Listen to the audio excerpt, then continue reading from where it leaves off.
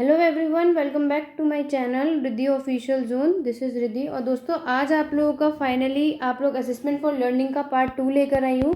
आपकी marathon classes चल रही, जैसे कि मैंने अभी अपने चैनल पे वीडियो डाली है, तो उसमें मैंने अपने चैनल पे आप लोगों के असिस्टेंट फॉर लर्निंग के मोस्ट इंपॉर्टेंट टॉपिक पार्ट 1 में क्लियर कर दिया है। आज हम लोग कुछ नेक्स्ट इंपॉर्टेंट टॉपिक देखेंगे, जिसमें आपके ग्राफिकल रिप्रेजेंट ऑफ डाटा के बारे में और मीन मोड मीडियन, जिसे आप सेंट्रल टेंडेंसी, और भी कुछ अदर टॉपिक्स हैं जो आज आपकी वीडियो में क्लियर हो जाएंगे। जिसे आप लोग ये कह सकते हैं कि आपके पार्ट 2 में आप लोगों के काफ़ी न्यूमेरिकल्स वाले पार्ट को मैं कवर अप करा दूंगी। तो दोस्तों, वीडियो को एंड तक जरूर देखिएगा। वीडियो हेल्पफुल लगे तो आप लोग इसे लाइक शेयर जरूर कीजिएगा। और दूसरी मोस्ट इंपॉर्टेंट बात यह है कि दोस्तों, कि मैंने बाकी के सब्जेक्ट की भी मैराथन, यानी कि लास्ट मैंने जो उससे पहले वीडियो डाली है, वो मैंने क्रिएटिंग एंड इंक्लूसिव एजुकेशन के ऊपर पूरी मैराथन डाल दी है। उसके 2-3 टॉपिक हैं, वो भी मैं जल्द अपने चैनल पे अपलोड कर दूंगी। तो अगर अभी तक आप लोगों ने वो नहीं देखी है तो उसका भी डिस्क्रिप्शन बॉक्स में लिंक है। अदरवाइज मैंने प्लेलिस्ट बना रखी है, आप लोग जाके देख सकते हैं। और आप लोग मुझे टेलीग्राम पे ज्वाइन कर लीजिएगा रिद्धि ऑफिशियल जोन से, तो वहाँ पे आप लोगों को इसकी पीडीएफ भी प्रोवाइड हो जाएगी। तो वीडियो को स्टार्ट करने से पहले दोस्तों, ये बहुत मोस्ट इंपॉर्टेंट क्वेश्चन है आपके एग्जाम के लिए, तो आप लोग इस टॉपिक को बहुत अच्छे से करके जाइएगा। ग्राफिकल रिप्रेजेंटेशन ऑफ डाटा, जो कि आप लोग बोल सकते हैं कि डाटा का चरित्र प्रतिनिधित्व के बारे में हम लोग पढ़ेंगे। इससे रिलेटेड आप लोगों के क्वेश्चन भी आ जाते हैं, यानी कि आपके न्यूमेरिकल्स टाइप क्वेश्चन भी पूछ लिए जाते हैं, और आपका थ्योरी तो पूछी जाती ही है। तो हम लोग डिटेल में करेंगे, बाकी जो इम्पोर्टेंट है उसको ज़्यादा से क्लेरिफाई कर देंगे। अदरवाइज आप लोगों के लिए मैंने यहाँ पे पूरा A to Z यहाँ पे टॉपिक लिख के रख दिया है, वो आप लोग PDF के अकॉर्डिंग देख लीजिएगा। तो चलिए, ज़्यादा समय ना लेते हुए वीडियो को स्टार्ट कर देते हैं। तो अगर चैनल को सब्सक्राइब नहीं किया है तो सब्सक्राइब करके बेल आइकन को प्रेस कर देना, जिससे कि लेटेस्ट नोटिफिकेशन और नेक्स्ट जैसे ही आप लोगों के अदर सब्जेक्ट की मैराथन आएगी, उसका नोटिफिकेशन आप लोगों तक पहुंच जाए। तो चलिए दोस्तों, हम लोग वीडियो को स्टार्ट कर देते हैं। सबसे पहले हम लोग देख लेते हैं कि आखिरकार ग्राफिकल रिप्रेजेंटेशन होता क्या है। तो उसमें दोस्तों क्या होता है कि इसमें आप लोगों के बहुत अलग अलग तरीके के ग्राफ्स आते हैं, जैसे कि आप लोगों ने देखा भी होगा कि आप लोगों ने बार ग्राफ हो गया, आप लोगों का पाई डायग्राम हो गया, फ्रीक्वेंसी हो गया, हिस्टोग्राम हो गया। तो ये सारे ग्राफ आपके किस में आ जाते हैं, इसमें ग्राफिकल रिप्रेजेंटेशन किया जाता है, राइट। ग्राफिकल रिप्रेजेंटेशन यहाँ पे आपको बताया जाएगा कि यानी कि जो आप लोगों का ग्राफिकल है, इसमें हम लोग क्या करते हैं, अपने हर चीज़ यानी कि अपने अलग अलग तरीक़ों से अपने डाटा को रिप्रेजेंट कर देते हैं। तो चलिए इसकी डेफिनेशन देख लेते हैं। Graphical representation is a way of analysing numerical data. अब इसने क्या बोला है कि एक न्यूमेरिकल डाटा का विश्लेषण करने का सबसे अच्छा तरीका है कि अगर आप लोगों का कोई भी न्यूमेरिकल यानी कि कोई नंबर का कोई डाटा आपको रिप्रेजेंट करना है, तो आप लोग बहुत अच्छे से ग्राफिकल की तरीके से क्या कर सकते हैं, रिप्रेजेंट कर सकते हैं। It exhibit the relation between data. ये एक किसका रिलेशन, यानी कि आपके डाटा को एक बहुत अच्छे से रिलेट करता है, उनके आइडियाज़ को, इन्फॉर्मेशन को, और कॉन्सेप्ट इन अ डायग्राम। जैसे कि आप लोग क्या कह सकते हैं कि बहुत अच्छे से इनका रिलेशन होता है किसके बीच में, कि जो डाटा आप रिप्रेजेंट करेंगे और जो आपने आइडियाज़ लगा के बताए हैं। जैसे कि एग्जांपल है कि आप लोग स्कूल में या फिर किसी भी आपने जनगणना के अकॉर्डिंग भी देखा होगा, तो आप लोग ये भी बहुत अच्छे से रिप्रेजेंट कर सकते हैं किसके द्वारा, ग्राफ के द्वारा या फिर किसी डायग्राम के कॉन्सेप्ट के द्वारा। It is easy to understand and it is one of the most important learning strategy. इसमें क्या बोला गया है कि इसे समझना बहुत आसान होता है और सबसे ज़्यादा इंपॉर्टेंट सीखने की इसकी रणनीति भी मानी गई है। It always depend on the types of information in a particular domain. यानी कि आप लोग ये बोल सकते हैं कि ये आपके हमेशा किसी न किसी या इम्पॉर्टेंट डोमेन की सूचना पर निर्भर करता है कि आप लोगों ने जो भी सूचना इसमें दी है वो किस तरीके से आप लोग, या इन्फॉर्मेशन किस तरीके से आप बताना चाह रहे हैं। कि अगर आप लोग ये बताना चाह रहे हैं कि एक क्लास में कितने स्टूडेंट्स हैं, यानी कि कितने उसमें से आपके गर्ल्स हैं, कितने बॉयज़ हैं, तो आप उसको पाई चार्ट में कितने हद तक बता रहे हैं, या फिर आप लोग बार ग्राफ के अकॉर्डिंग बता रहे हैं कि अगर बच्चों का टेस्ट लिया गया है तो किस तरीके से, वो डिपेंड करता है आपकी इन्फॉर्मेशन के according. There are different types of graphical representation. जैसे कि मैंने आपको बताया था कि आपके अलग अलग तरीके के क्या होते हैं, चित्र में प्रतिनिधित्व कहते हैं आप लोगों को ग्राफिकल रिप्रेजेंटेशन को। तो उसमें से पहला आता है आपका बार डायग्राम, दूसरा पाई डायग्राम होता है, यहाँ पे स्पेलिंग मिस्टेक हो गया, तो आप लोग क्या लिख सकते हैं, पाई डायग्राम को भी। दोस्तों, मैं पूरी कोशिश करूंगी कि आप लोगों को इस वीडियो में अच्छे से एक्सप्लेन कर पाऊँ। तो अगर आप लोगों को कोई डाउट या क्वेरी तब भी रह जाएगी तो आप मुझे कमेंट बॉक्स पे कमेंट कर सकते हैं। और ऐसी कौन सी वीडियो जो चैनल पे नहीं है बट आप लोगों को चाहिए, तो आप लोग मुझे उस पर भी कमेंट कर दीजिएगा, जिससे कि मैं जल्द से जल्द वो वीडियो आप लोगों के लिए लेकर आऊँगी और आपके एग्जाम में काफ़ी हद तक हेल्पफुल भी हो जाएगी। तीसरा आपका आता है फ्रीक्वेंसी डायग्राम, और उसके बाद फ्रीक्वेंसी पॉलीगन के द्वारा भी हम लोग क्या कर सकते हैं कि अपने ग्राफिकल रिप्रेजेंटेशन को शो कर सकते हैं। और आपका फ्रीक्वेंसी कर्व, इनमें से जो मोस्ट इंपॉर्टेंट है तो सबसे पहले हम लोग उसी को देख लेंगे दोस्तों। तो चलिए सबसे पहले हम लोग ये जान लेते हैं कि आखिरकार ग्राफिकल रिप्रेजेंटेशन के आपके कौन कौन सी उसकी यूटिलिटी है और कौन से उसकी ज़रूरत है और उसके कुछ महत्व के बारे में। तो पहला यहाँ पे क्या बताया गया है कि graphical representation is use to make the data understandable to common man.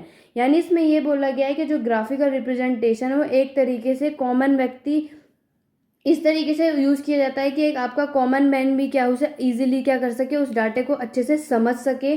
दूसरा है graphical representation help in easy and quick understanding of data. यानी आप लोगों को इतना ईजी हो जाता है और इतना अच्छा होता है कि आप लोग उसे क्या कर सकते हैं कि जो डाटा आप लोगों ने रिप्रेजेंट किया होता है उसे आप जल्दी समझ भी सकते हैं और उसको समझने में हेल्प हो जाती है कि आप लोग देख कर भी बहुत जल्दी उस चीज़ को समझ सकते हैं।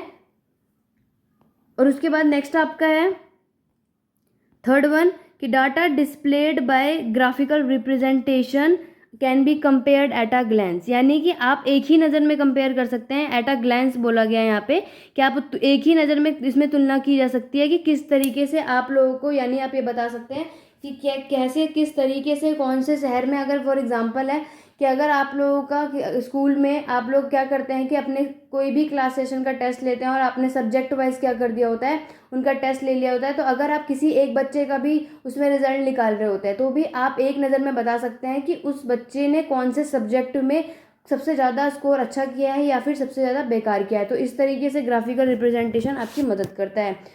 उसके बाद नेक्स्ट है the data displayed by graphical representation can B memorised for a long time.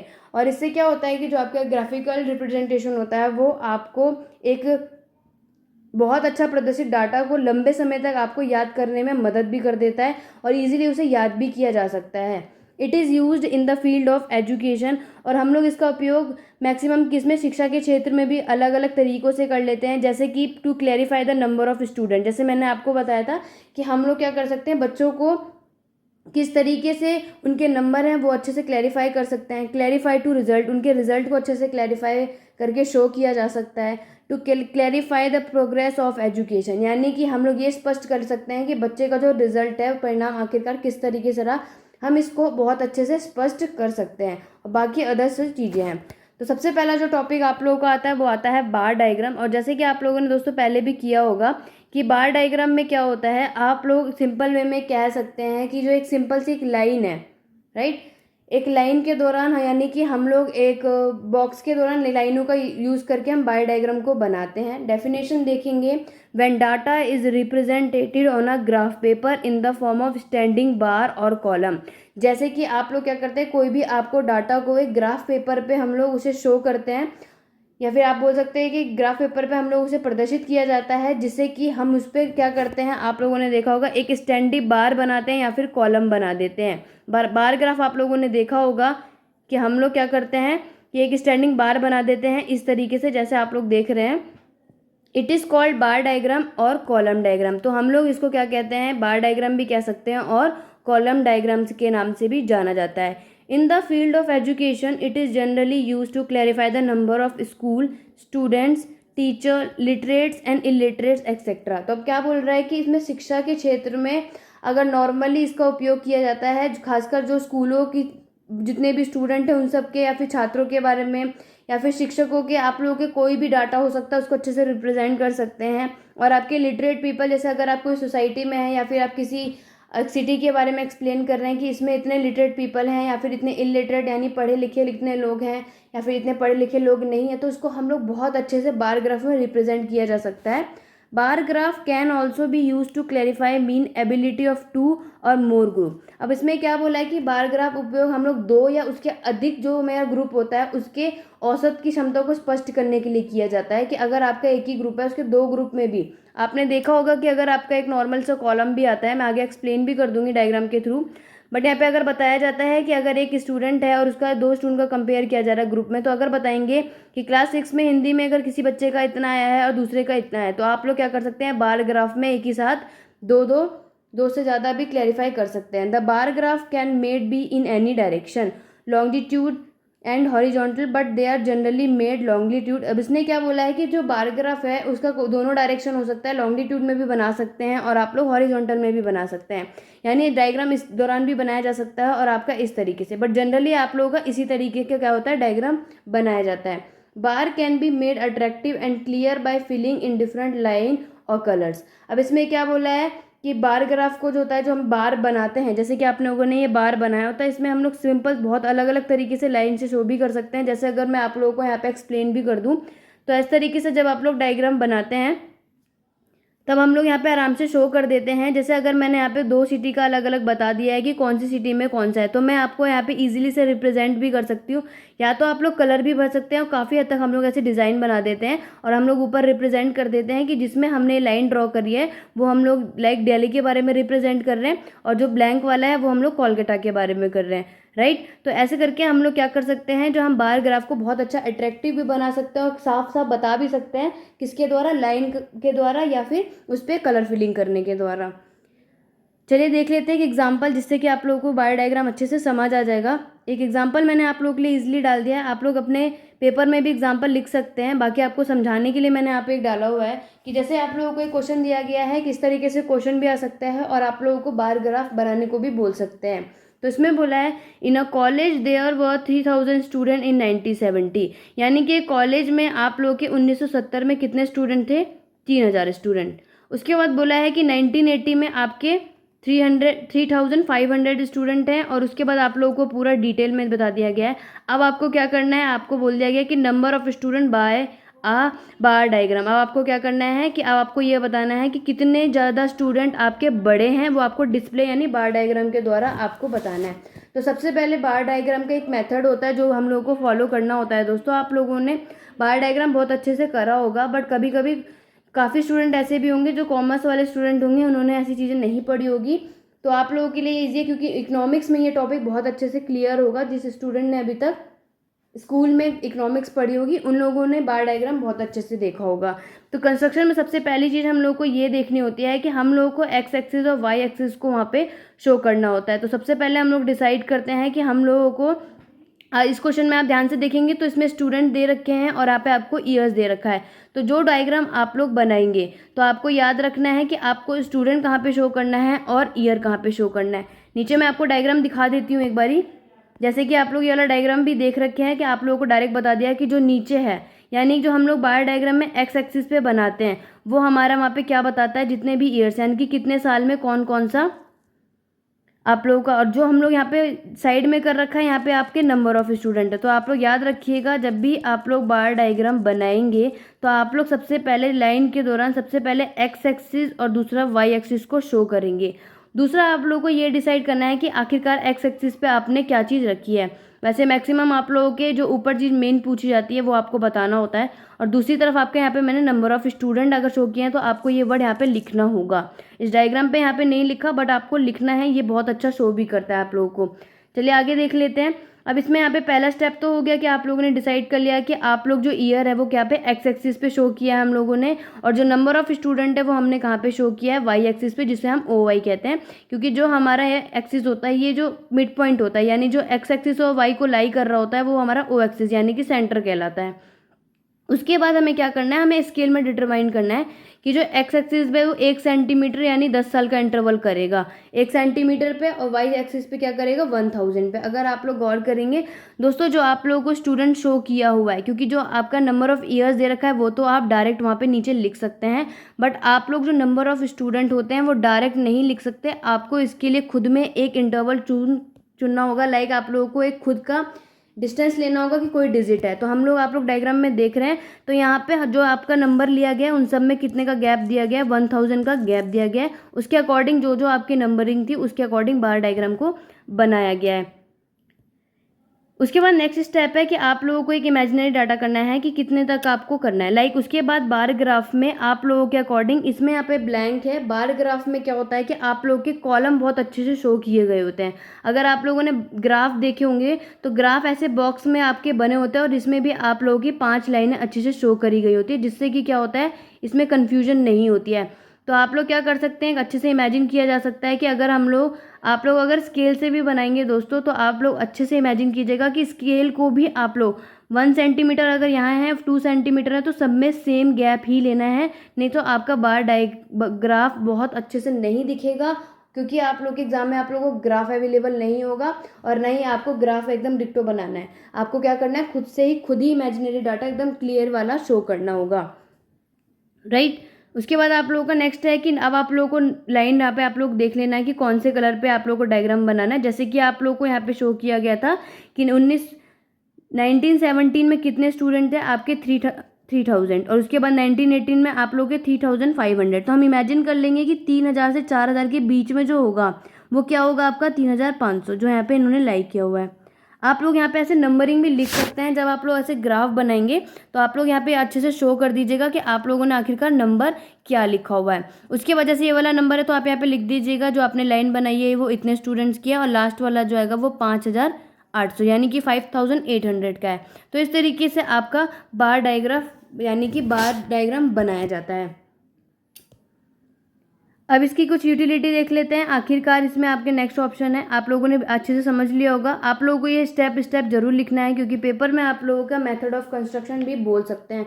तो आपको मोस्ट इंपॉर्टेंट 4 चीज़ों का ध्यान रखना है कि सबसे पहले आप लोग एक्स एक्सिस और वाई एक्सिस पे ध्यान रखेंगे कि एक्स एक्सिस पे आप लोग नंबर ऑफ ईयर्स बता रहे हैं, और वाई एक्सिस में आप, क्योंकि अगर एग्जाम्पल नहीं भी दिया उन्होंने कोई भी आपको एग्जाम्पल, तो आप अपनी तरफ से ये वाला एग्जाम्पल भी आप लोगों को अगर याद रहा तो आप लोग ये एग्जाम्पल भी अपने हिसाब से लिख सकते हैं, या फिर आप कुछ भी अपनी तरफ से नंबर ऑफ स्टूडेंट रख सकते हैं और उनके मार्किंग रख सकते हैं, या फिर सब्जेक्ट रख दीजिएगा ईयर्स की जगह, और उसमें कितने स्टूडेंट के नंबर हैं ये सब भी आप लोग शो कर सकते हैं। अब आगे देख लेते हैं utility of bar diagram, the data are given. अब इसकी यूटिलिटी और इंपॉर्टेंस के बारे में है, तो यहाँ पे बताया गया है utility of bar diagram, the data are given in whole number, they are displayed by bar diagram. अब इसमें क्या बताया गया है कि जो बार डायग्राम को यूटिलिटी करने का सबसे ज़्यादा क्या होता है कि हम लोग इसमें क्या करते हैं, आपने यहाँ पे देखा है किसके द्वारा, बार डायग्राम, यानी कि पूरे यहाँ पे आप इसे बोल सकते हैं दंड के द्वारा, यानी कि आप लोग का डंडा खींच कर, डंडा आरेख या दंड आरेख बोलते हैं, ये लाइन खींच करके हम लोग क्या करते हैं, अपने डाटा को रिप्रेजेंट कर देते हैं। When the data are to be analysed at a glance the bar diagram is use.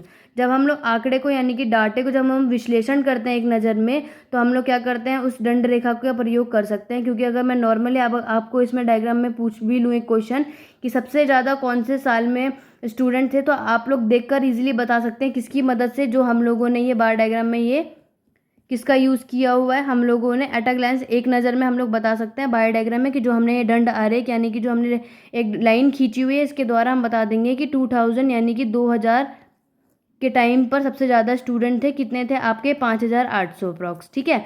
The clarification of data is to be presented, the bar diagram is for you. यानी कि आप लोगों का जो अगर डाटा को बहुत अच्छे से क्लासिफिकेशन करना, उसका वर्गीकरण प्रस्तुत करता है, इससे क्या होता है, जो आप लोगों का डायग्राम होता है उसको हम लोग बार ग्राफ को हम लोग उसका प्रयोग किया जाता है। मतलब आप लोगों के कोई भी डाटा को बहुत ईजिली आपको एक्सप्लेन करना है कि कितने संख्या में क्या था, तो उसके लिए हम लोग क्या यूज़ करते हैं, बार डायग्राम को। When related data of different time and place were to be displayed, the bar diagram is used when the data are to be compared easily. The bar diagram is used. अब इसमें क्या बोला है कि जब हम अलग अलग समय में होते हैं या फिर कुछ ऐसे स्थान से संबंधित अपने डाटा को प्रेजेंट कर रहे होते हैं, तब हम लोग क्या करते हैं, बार डायग्राम का यूज़ करते हैं, जिससे कि हम आसानी से उसको कंपैरिजन कर सकते हैं कि कैसे हम लोगों ने क्या किया है, बार डायग्राम का यूज़ किया है।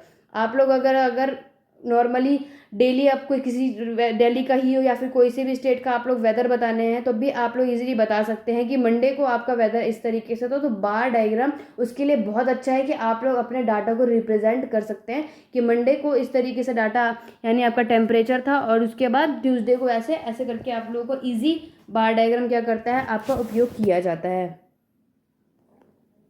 अब इसके कुछ लिमिटेशन है, कुछ सीमाएं भी आप लोगों की बताई गई हैं। पहला है it can not be use to show data in large number. अब यह है कि बार डायग्राम में क्या होता है कि जो हमारे लार्ज नंबर यानी कि बड़ी संख्या के डाटा होते हैं उसमें उसको दिखाने के लिए बार डायग्राम यूज़ नहीं किया जाता है।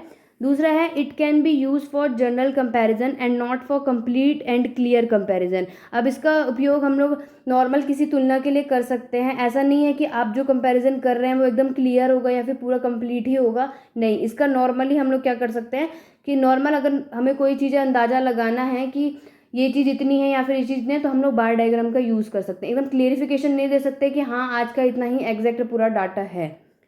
Statistical analyse can not be done with its help. अगर इसकी सहायता से हम लोग क्या कर सकते हैं, स्टैटिक्स के जितनी भी आप लोगों के विश्लेषण होते हैं वो हम लोग बार डायग्राम में नहीं कर सकते।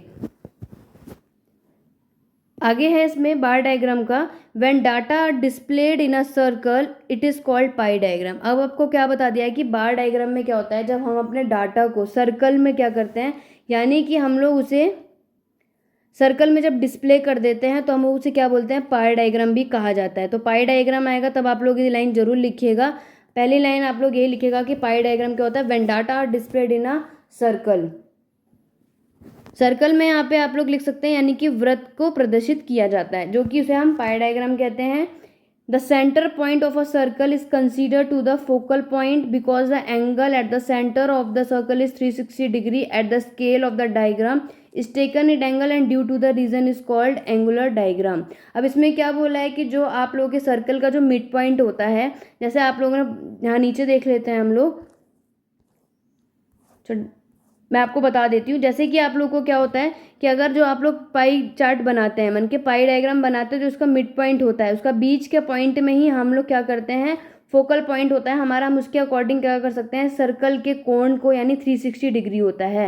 ये आपको पता होना चाहिए कि जो हम लोग सर्कल बनाते हैं उसका मिड पॉइंट के अकॉर्डिंग वो क्या बताता है कि ये 360 का होता है, जिससे कि हम लोग अपने डाटा का कोणों में लिया जाता है। इसको हम लोग आप लोग इसे एंगुलर डायग्राम यानी कि कोणीय आरेख के नाम से भी जाना जाता है। This type of diagram is use to display a whole number in its different part. इसमें क्या करते हैं, इस तरीके के डायग्राम में हम लोग अपने किस तरीके से अलग अलग विभिन्न विभिन्न भागों को प्रदर्शित कर सकते हैं। The different part of the circle can be tilled with different type of line for colour to make it attractive and clear. और हम लोग इसमें इजीली ये भी कर सकते हैं कि हम लोग अलग अलग तरीके के इसमें रंग और रेखाओं को भी भरा जा सकता है। एग्जाम्पल के तौर पे मैं आपको यहाँ पे बता देती हूँ, जैसे कि आप लोगों ने पाई चार्ट भी देखा होगा, और पाई चार्ट का मेथड का कंस्ट्रक्शन भी होता है कि उसको कैसे निकाला जाता है। जैसे कि अगर आपको यहाँ पे एक पाई चार्ट दे दिया गया हो, अब पाई चार्ट में क्या होता है कि आप लोगों के अलग अलग कॉलम दिए गए होते हैं, राइट। तो आप लोग का अलग अलग एंगल बता दिया गया होगा कि कोई कम है कोई ज़्यादा है। तो आप लोग ये चीज़ इसमें अलग से शो कर सकते हैं कि अगर आप इसमें ब्लू कलर भर रहे हैं, या फिर आप लोग दूसरे वाले में, आप एक सेकेंड, पाई चार्ट का आप लोग ऐसे ऑप्शन बना सकते हैं, कम ज़्यादा जो भी आप लोग का उसमें डाटा होगा जो आप रिप्रेजेंट कर देंगे, तो आप लोग क्या कर सकते हैं उसमें अलग अलग रंग से शो कर सकते हैं। कि जैसे यहाँ पे मैंने ग्रीन भर दिया, राइट, यहाँ पे रेड। इस तरीके से आप लोग क्या कर सकते हैं कि अपने अलग अलग कॉलम को रिप्रेजेंट कर सकते हैं कि कौन सा ब्लॉक आपका किस तरीके से शो कर रहा है। ये रहा आपका आखिरी पॉइंट, इसे भी ग्रीन कर दिया।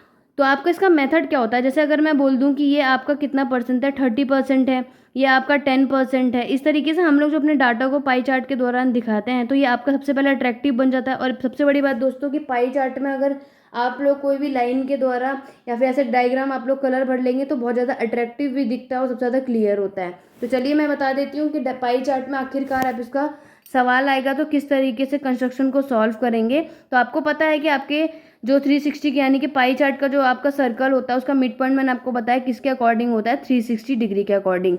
और दूसरा जो यहाँ पे आपको बताया जाता है कि कितने परसेंट पे है। अगर बताया गया है यहाँ पे कि अगर ये 10% पे शो किया गया है तब आप कैसे बनाएंगे, 360 डिग्री किसके बराबर होता है, आप लिखेंगे 100 डिग्री के बराबर, राइट। तो आप लोग क्या कर सकते हैं कि अगर आपको बताया गया है कि 30 डिग्री का आपको यहाँ पे शो किया गया है कि अगर कॉलम पहला है तो आप लोग यहाँ पे 30 डिग्री लिखेंगे।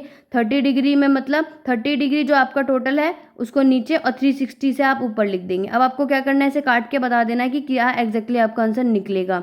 नॉर्मल अगर मैं बोलूँ तो आप लोग इस तरीके से लिख सकते हैं कि जो आप लोग को, एक सेकेंड ये वाला नहीं है, इस तरीके से सवाल निकालना है कि पाई डायग्राम में आप लोगों को 360 के द्वारा होता है तो आप 360 लिखेंगे, अपॉन में 100 लिखेंगे, और इनटू में जो आप लोगों के पाई डायग्राम में जो डिजिट गिवन होगी या फिर आप लोग अपने ओन से भी अगर कोई, जैसे मैंने यहाँ पे अपनी तरफ से ही आप लोग की कोई भी डिजिट ले लिया कि ये इतना परसेंट है, ये इतना परसेंट है, या फिर ये इतना डिग्री शो किया गया है, तो वो डिजिट आप इसके इनटू में लिख दीजिएगा। तो याद रखिएगा आपको 360 अपॉन में 100 इंटू आप लोग x मान लीजिए। तो आपको इस तरीके से आप लोगों के पाई डायग्राम का हर एक हर एक कॉलम इजीली से निकाला जा सकता है।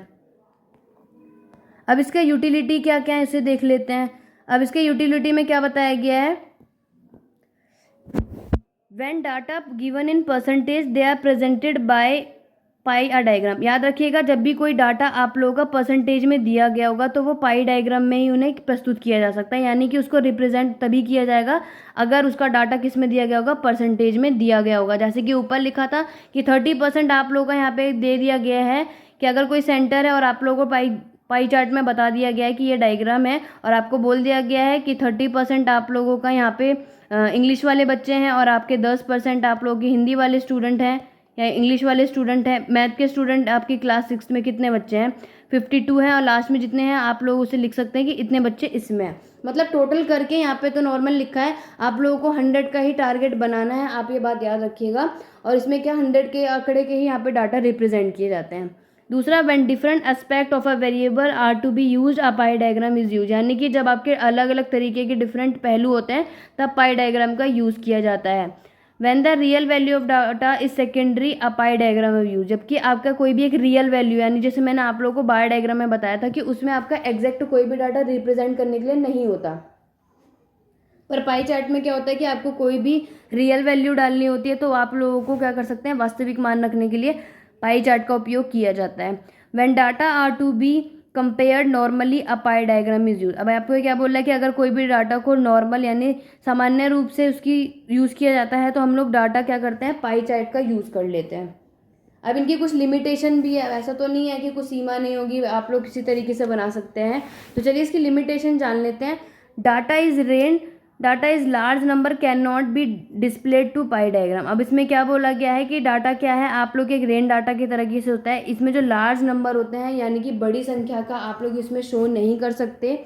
उसके बाद है it take much time to calculate angular value of data, और एक डाटा जो आपका होता है ये आपका एक कोणीय मान है, जो मैंने आपको बताया था एक एंगुलर वैल्यू होता है, तो इसमें सबसे ज़्यादा समय लग जाता है क्योंकि हम लोग को क्या करना होता है 1 by 1 करके हमें परसेंटेज, जैसे मैंने आपको बताया 360 को अपॉन 100 रखना होता है, और जो आपका एक्स का मान होता है हम क्या करेंगे, जितने भी हमें कॉलम दिए गए होंगे 1 by 1 उन कॉलम को निकालेंगे, तब जाके हमें पता चल सकता है कि आखिरकार कौन से, या अगर कोई भी सब्जेक्ट है या फिर कौन से देश का किसी का बता रहे हैं तो सबसे ज़्यादा कौन सा आंकड़ा है आप लोग का डाटा को रिप्रेजेंट किया है, सबसे कम कहाँ पर है, या फिर बीच में, या फिर कौन से स्टेट में सबसे ज़्यादा बच्चे खेलते हैं, या बच्चों को सबसे ज़्यादा कौन सा गेम पसंद है। तो इस तरीके से क्या होता है, नॉर्मली बताया गया होता है पर इसमें शो नहीं कर सकते, राइट। इसमें सबसे ज़्यादा टाइम भी लगता है सॉल्व करने में।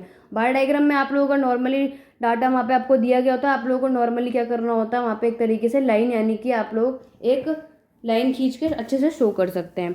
इसमें है high statistical analyse can be done by a pie diagram. अब आप लोगों का इसमें स्टैटिकल की एनालाइज यहाँ पे उपयोग किया जा सकता है।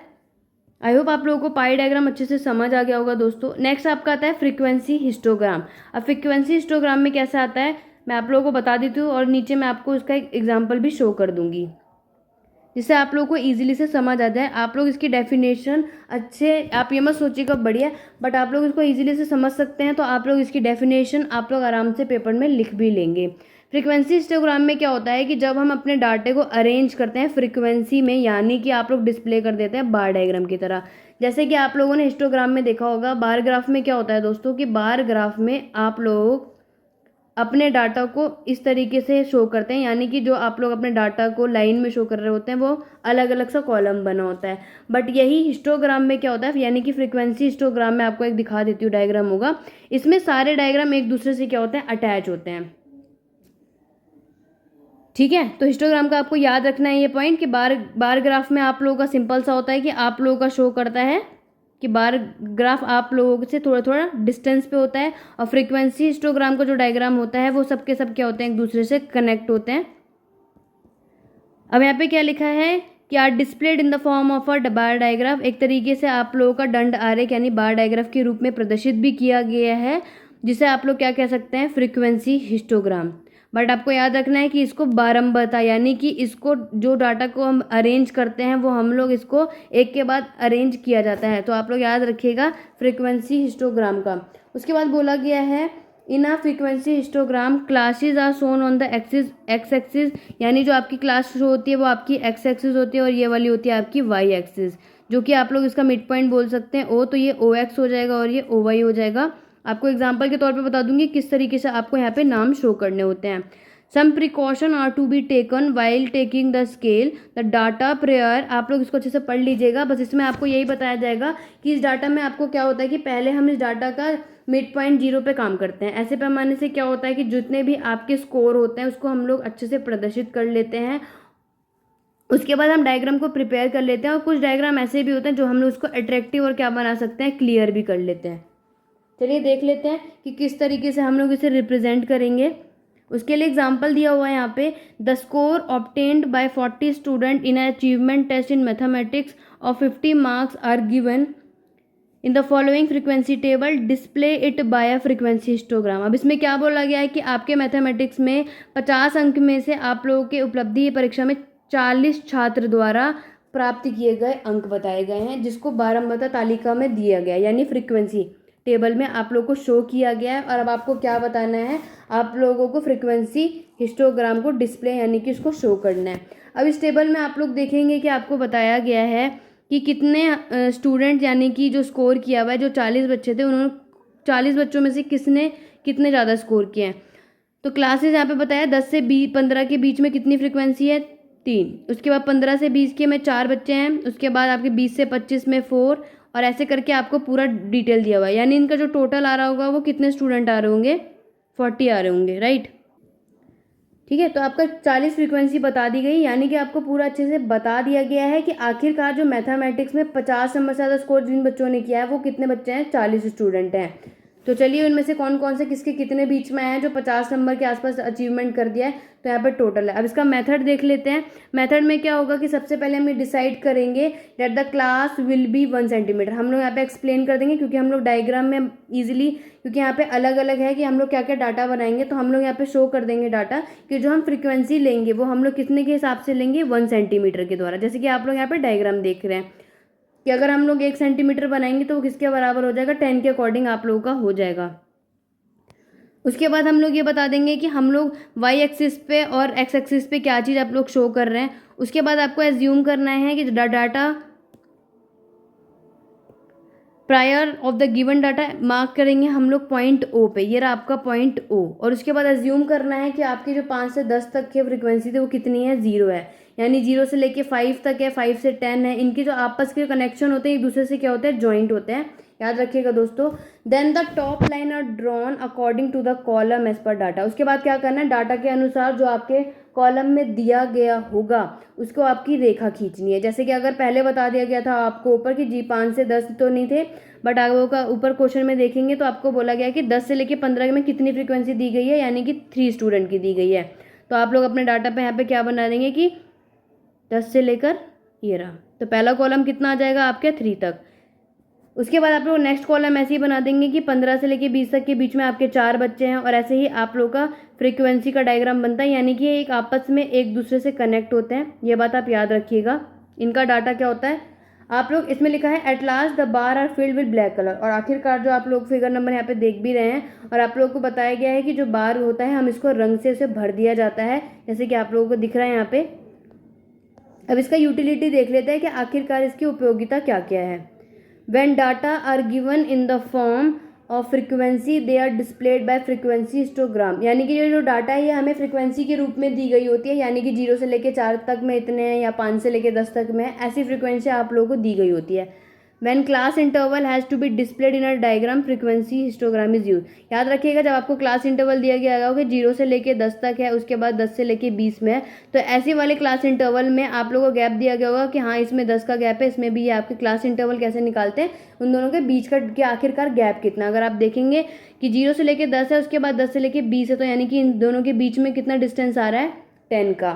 तो क्लास इंटरवल जब भी आएगा तो आप लोगों को उसमें फ्रीक्वेंसी हिस्टोग्राम का ही यूज़ करना है। When variable frequency distribution has to be displayed by a diagram, frequency histogram is used। अब इसमें क्या बोला है कि जैसे ही आपको वेरिएबल भी बताए जाएंगे उसके द्वारा भी आप लोग को फ्रीक्वेंसी हिस्टोग्राम का यूज़ करना है। और जब हम लोग फ्रीक्वेंसी डिस्ट्रीब्यूशन को एनालाइज करते हैं, यानी कि एक नज़र में देख सकते हैं, तो हम लोग फ्रीक्वेंसी हिस्टोग्राम का यूज़ किया जा सकता है कि कैसे आप लोग उसका तुरंत बता सकते हैं कि कितने कितने फ्रीक्वेंसी में कौन कौन चीज़ों को डिस्ट्रीब्यूशन किया गया है। जैसा अगर मैं बोलूँगी कि कौन से में सबसे ज़्यादा स्टूडेंट ने मैथ का आपका स्कोर किया है, तो आप लोग इस डाटा को देख के इजीली बता सकते हैं कि कौन सा आपको फ्रीक्वेंसी बताना है।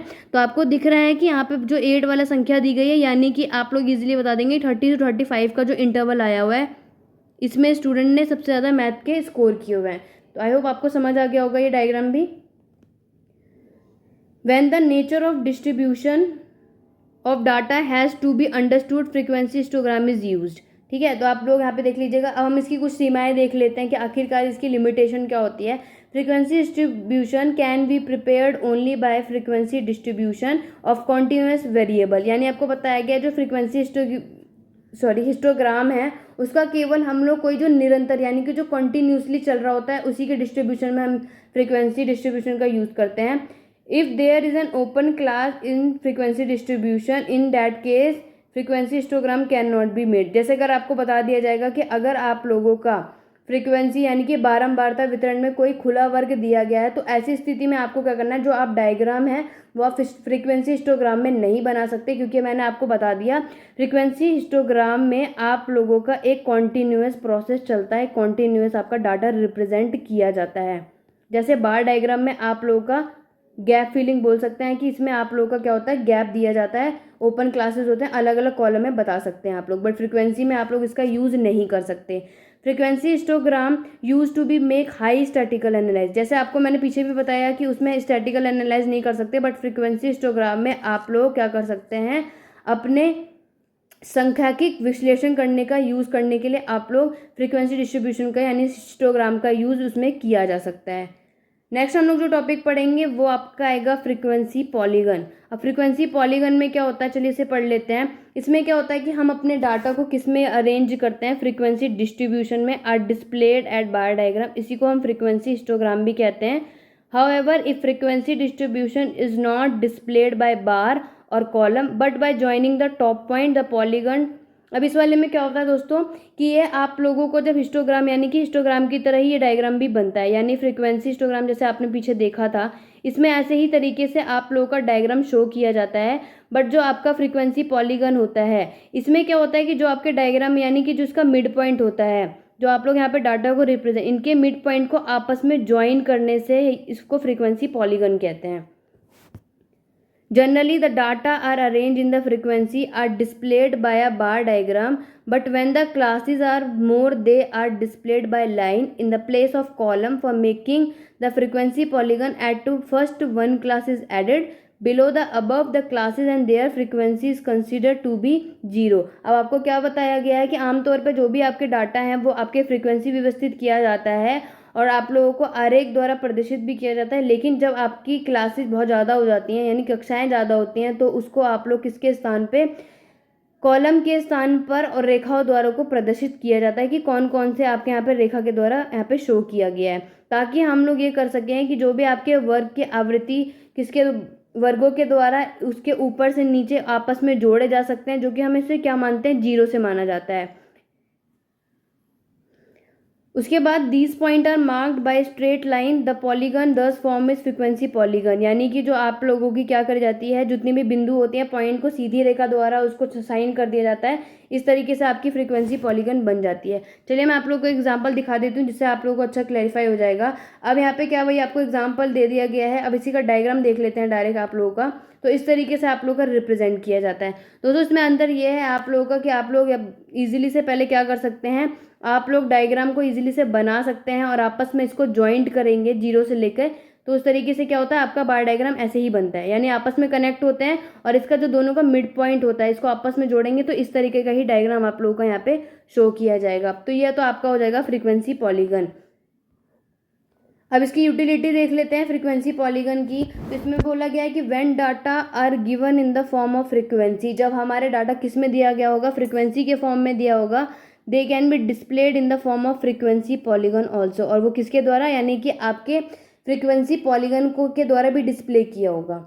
व्हेन फ्रीक्वेंसी डिस्ट्रीब्यूशन ऑफ 2 और more group have to displayed in one diagram frequency polygon is use, जब आपको क्या कर दिया जाएगा, जब 2 या 2 से अधिक आप लोगों के यहाँ पे ग्रुप फ्रीक्वेंसी पॉलीगन में आपको प्रदर्शित करना होगा तब आप लोग किसका यूज़ करेंगे, फ्रीक्वेंसी पॉलीगन का। व्हेन टू, जैसे कि आप लोगों को पीछे डायग्राम दिया हुआ है, मैं आपको समझा देती हूँ। उस लाइन का मतलब है कि अगर इसी डायग्राम में आपको किसी दूसरे ग्रुप का भी शो करना है, जैसे मैंने यहाँ पे बता दिया कि आप लोगों के क्लास 6 का आपका यहाँ स्टूडेंट का दिया हुआ है, तो आप लोगों को क्लास ए का ये वाला डायग्राम, उसके बाद दूसरे क्लास का भी आप लोग यहाँ पे बनाया जा सकता है डायग्राम, और इन लोगों को क्या किया जा सकता है, आपस में यहीं से कनेक्ट किया जा सकता है। पर यही होगा कि आप लोगों को क्या करना होगा, याद रखिएगा फ्रीक्वेंसी पॉलीगन में हमेशा 0 से स्टार्ट होकर और लास्ट में आपका एंडिंग पॉइंट जरूर होगा। ऐसा नहीं है कि लास्ट पॉइंट आपका आई दे रखा है तो आप नीचे एंड नहीं करेंगे, उसकी नेक्स्ट जो आपकी डिजिट होती है उस पर आपको एंड करना होता है। तो फ्रीक्वेंसी पॉलीगन में हम लोग एक के ग्रुप के साथ 2 या 2 से अधिक ग्रुप भी बनाया जा सकता है इसमें। उसके बाद बोला जा रहा है when nature of distribution is of data is understood, frequency polygon इसमें यूज़ किया जाता है। आप लोग देख लीजिएगा, इसमें एनालाइज किया जाता है। अब इसकी लिमिटेशन जान लेते हैं दोस्तों। A frequency polygon can be prepare only for continuous data. अब फ्रीक्वेंसी पॉलीगन में क्या किया जाता है कि हम लोग इसका एक लगातार यानी कि डाटा तैयार किया जाता है। It can not be use to display open, जैसे मैंने आपको बताया फ्रीक्वेंसी डिस्ट्रीब्यूशन में आपका ओपन डिस्प्ले नहीं शो किया जाता है, इसमें कॉन्टिन्यूअस यानी लगातार एक प्रोसेस चलता रहता है। उसके बाद बोला गया है कि it can not be use for numerical comparison and analyse. इसका उपयोग क्या कर सकते हैं आप लोग, न्यूमेरिकल कंपैरिजन के एनालाइज के लिए नहीं कर सकते। It can only B use for estimate result. आप लोगों का कोई भी एक अनुमान लगाने का कोई अगर रिजल्ट है कि आप अनुमान लगा रहे हैं तो आप लोग फ्रीक्वेंसी पॉलीगन का यूज़ कर सकते हैं। आप लोग कोई डाटा यानी ऐसा कोई न्यूमेरिकल अगर कोई नंबर के द्वारा कोई शो कर रहे हैं तो आपको ये नहीं, तब आप लोग बार ग्राफ का अच्छे से यूज़ किया जा सकता है।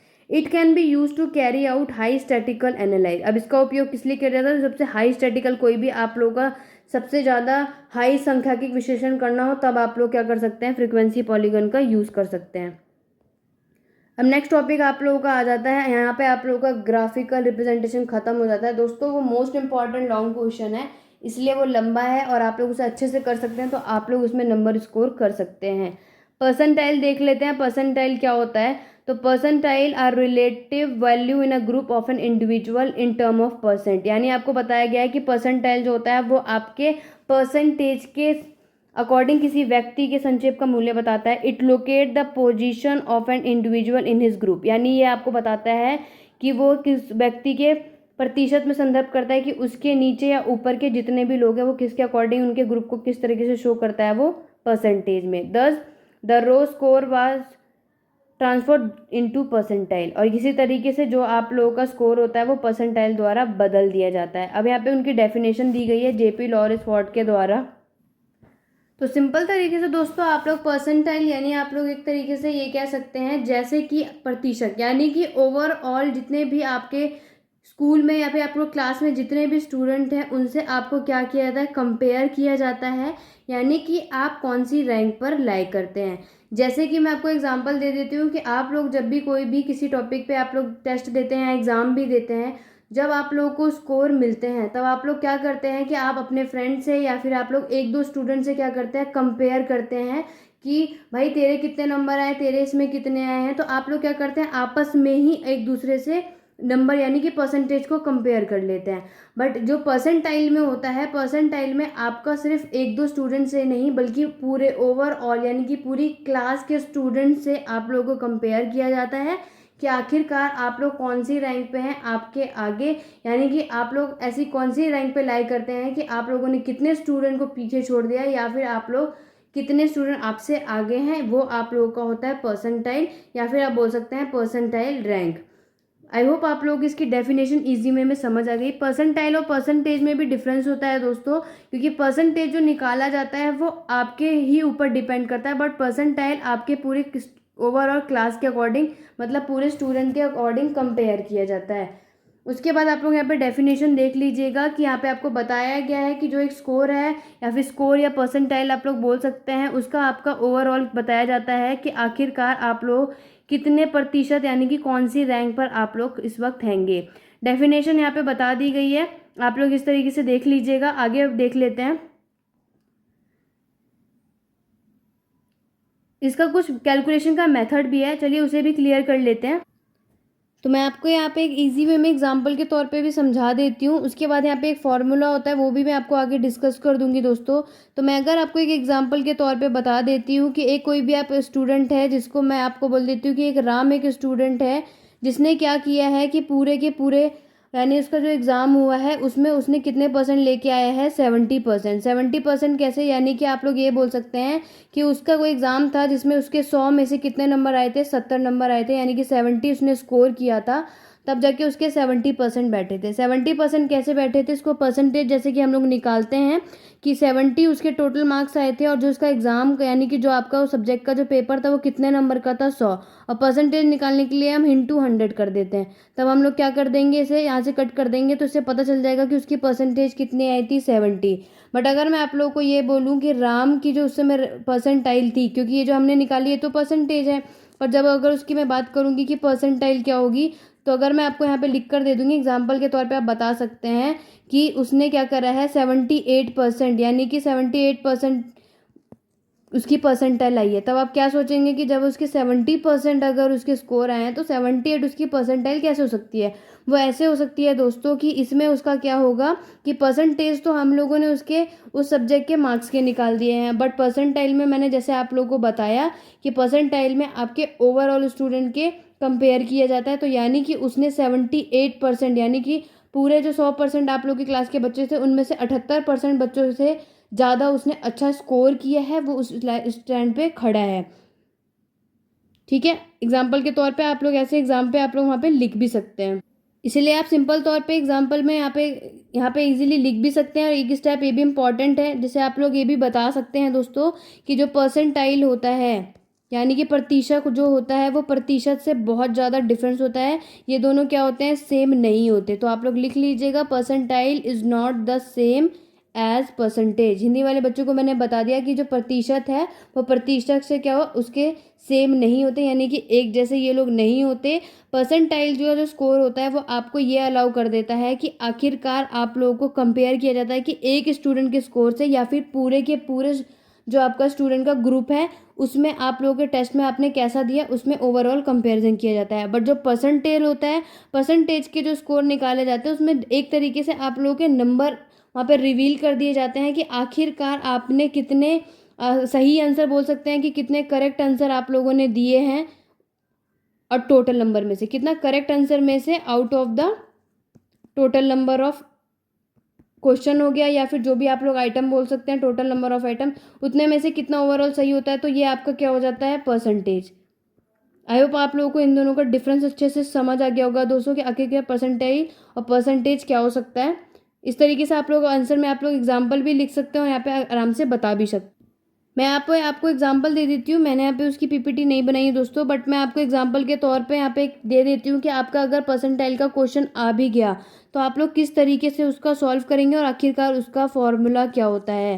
तो एग्जाम्पल में मैं आपको अगर एक डाटा गिवन कर देती हूँ कि आपको कोई भी एक डाटा दे दिया गया है, उसके बाद आप लोग क्या करेंगे, नॉर्मली डाटे को जब कंपेयर करेंगे एक्सेट्रा यहाँ पे दे दिया गया है और आपको बोल दिया गया है कि आपको परसेंटाइल रैंक निकालना है ऑफ नंबर 10, राइट। नंबर 10 पे निकालना है तो आप लोग ऐसे क्या कर सकते हैं, 8, 8, 9, 10, 11 जो आपका स्कोर है, कोई भी डाटा आप लोग यहाँ लिखा हुआ है और अब आपको क्वेश्चन बोल दिया, तो आपका जो मेन फॉर्मूला होता है परसेंटाइल निकालने का, तो वो फॉर्मूला होता है आपका number of values below x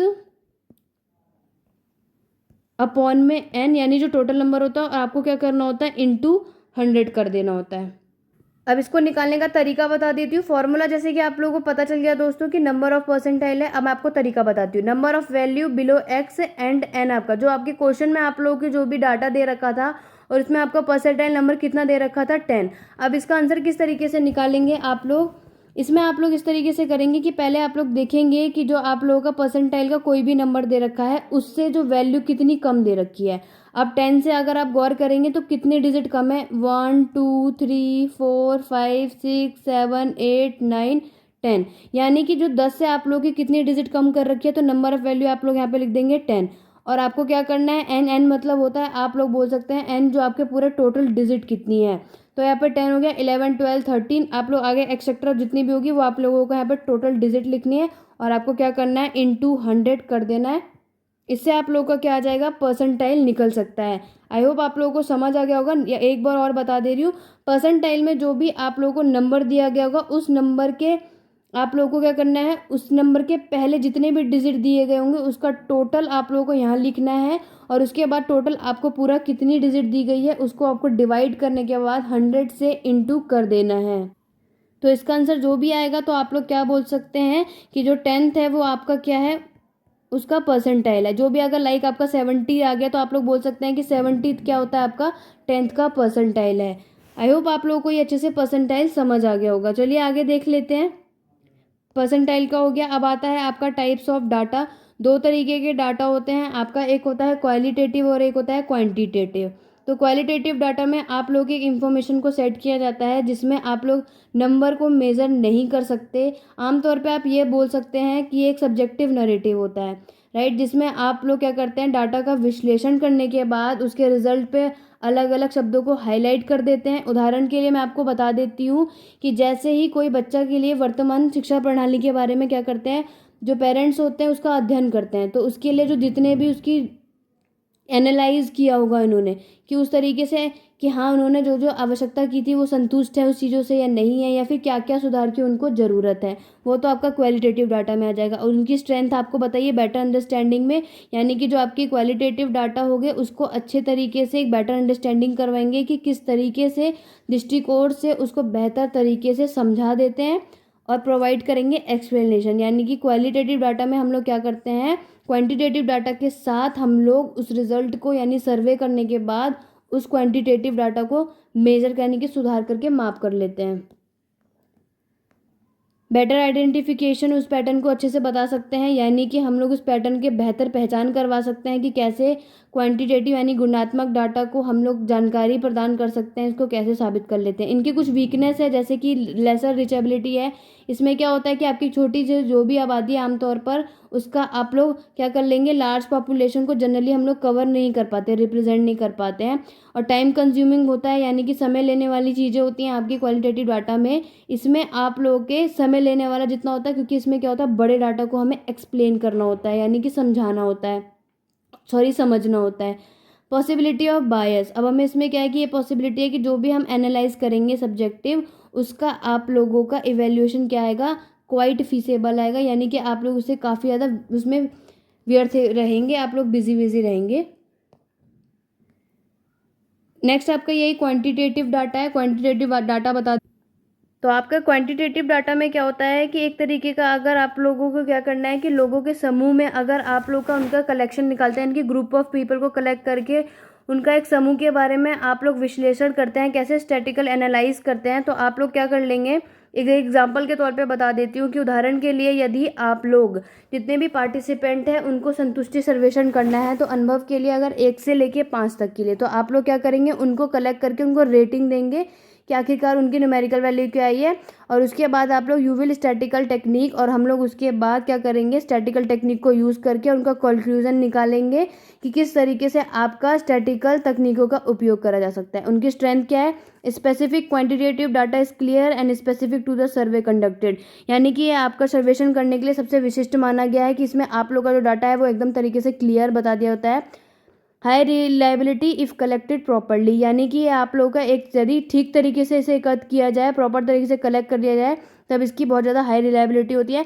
quantitative data is normally accurate and hence highly reliable. उसके बाद इजी कम्युनिकेशन करा दिया जाता है कि आसान तरीके से आप लोग डाटा चार्ट यानी कि ग्राफ के तरीके से या फिर आप लोग उसका संचार करा दिया जाता है। और सपोर्ट, एग्जिस्टिंग सपोर्ट में आप लोग क्या कर सकते हैं कि बड़े बड़े डाटा सेट पहले से मौजूद होते हैं इसमें, और इसके एनालाइज को रिलेवेंस यानी सर्वे की जांच करने के लिए इसका विश्लेषण करा दिया जाता है। और इसकी वीकनेस यहाँ पे 3 पॉइंट बता रखा है, लिमिटेड ऑप्शन, हाई कॉम्प्लेक्सिटी और रिक्वायर एक्सपर्टाइज। इसको आप लोग अच्छे से देख लीजिएगा। ग्रेडिंग सिस्टम भी देखते हैं। चलिए आखिरकार दोस्तों ग्रेडिंग सिस्टम में क्या होता है। ग्रेडिंग सिस्टम में आप लोग के एग्जाम पे CGPA कैलकुलेशन आता है और एक CBCS आता है। तो CGPA में क्या होता है कि अगर आप लोगों ने देखा होगा जो स्टूडेंट्स हैं यानी कि 10th वाले स्टूडेंट को CGPA में उनको नंबर मिल जाते हैं, जिनमें उन लोगों को क्या होता है कि ग्रेड के सिस्टम यानी कि ABCD के अकॉर्डिंग उनको ग्रेड यानी नंबर दिए जाते हैं। तो in the grade system examine are awarded the average grade point of the grade obtain in different subject. इसमें क्या बोला गया है कि जो हमारा एग्जामिनर होता है वो हमें अलग अलग सब्जेक्ट में हमें ग्रेड यानी कि उनके कितने बच्चे ने कौन से सब्जेक्ट में किस तरीके से ग्रेड किया है उस तरीके से वो हमें यहाँ पे एग्जामिन यानी कि उसको पॉइंट आउट कराता है। और उसके बाद इसको हम लोग क्या कहते हैं, क्यूमुलेटिव ग्रेड पॉइंट एवरेज। आप लोग इसकी यहाँ पे फुल फॉर्म कर लीजिएगा, पेपर में आ सकता है। The CGPA is the average of grade obtain in different subject. तो CGPA क्या होता है कि अपने अलग अलग विषयों के प्राप्त जितनी भी आपके नंबर हैं, कितने ऑब्टेन किए गए, उसके अकॉर्डिंग निकाला जाता है। अब दूसरा आता है CBCS यानी चॉइस बेस्ड क्रेडिट सिस्टम। इसमें क्या होता है कि आपके जो आप लोगों ने कार्यक्रम लेकर आया होता है, जो CBCS ने जो कार्यक्रम लेके आया होता है, वो आपके छात्र के पास जितने निर्धारित आपके करिकुलम होता है उसके चुनने में विकल्प होता है। जैसे कि उसने अपने अकॉर्डिंग कौन सा कोर लिया है, या इलेक्टिव में करेगा, या माइनर और soft skill course, they can learn eight their own phase. यानी कि वो क्या कर सकता है, वो अपने दम से सीख सकते हैं। The entire assessment is graded based on a credit system. और उनकी गति और संपूर्ण मूल्यांकन क्या होता है, उनका क्रेडिट सिस्टम पे आधारित होता है। क्रेडिट सिस्टम के यहाँ पे यानी कि CBCS के कुछ यहाँ पे एडवांटेजेस दिए गए हैं। The student has an opinion to choose inter multidisciplinary को। इसमें क्या होता है कि छात्र को खुद से एक चुनने का मौका मिल जाता है कि वो अपने एक पाठ्यक्रम को खुद चुन लेता है, based on the IQ level of an individual student. और वो किसके बेस पे होता है, यानी कि छात्र के खुद के IQ स्तर के आधार पर होता है। A mentor guide student to select course. जो एक मेंटर होते हैं, जैसे आप लोगों ने देखा होगा कि बच्चों को यानी कि जो इसमें सब्जेक्ट पे होता है, तो उनको गाइड किया जाता है कि आप लोग आखिरकार कौन से सब्जेक्ट को यहाँ पे सेलेक्ट करें। It promote group work, research and community involvement. और एक समूह को, उनके अनुसाधन को, भागीदारी को बढ़ावा देता है। It give prospect to the learner to earn certification through a walk in workout approach. और इनके कुछ और भी ऑब्वियस है, आप लोग इस एडवांटेज देख लीजिएगा। आगे देख लेते हैं।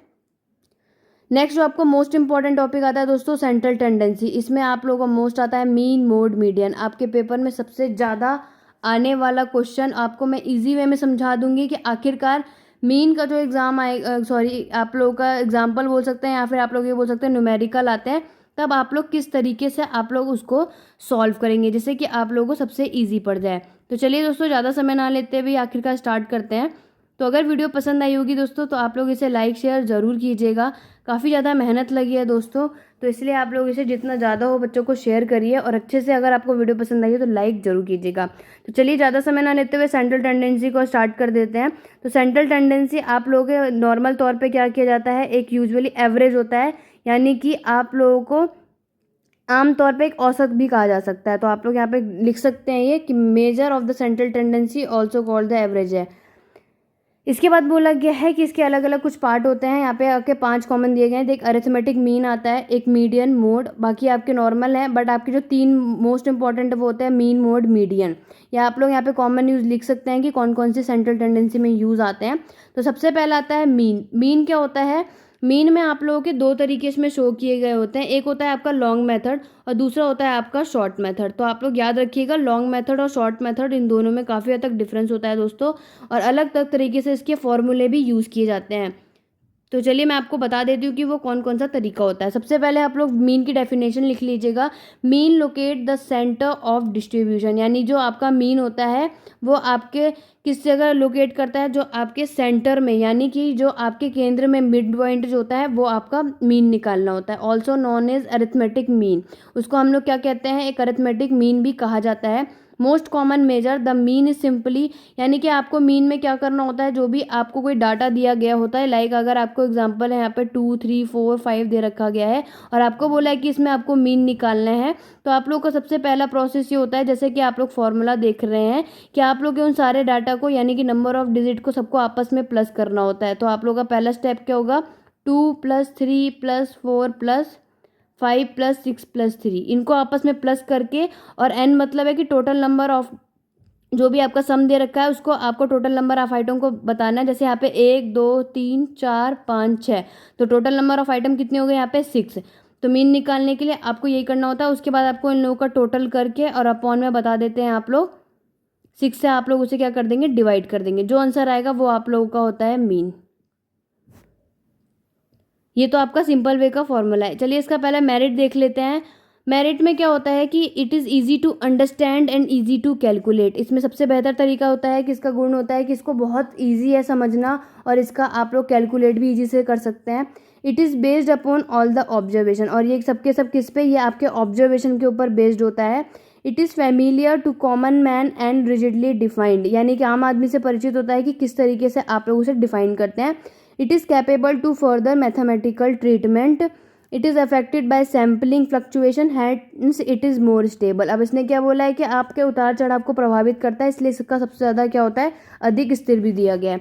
डीमेरिट है आपके मीन के कि it can not be determined by inspection, यानी कि निरीक्षण द्वारा इसको निर्धारित बिल्कुल नहीं किया जा सकता।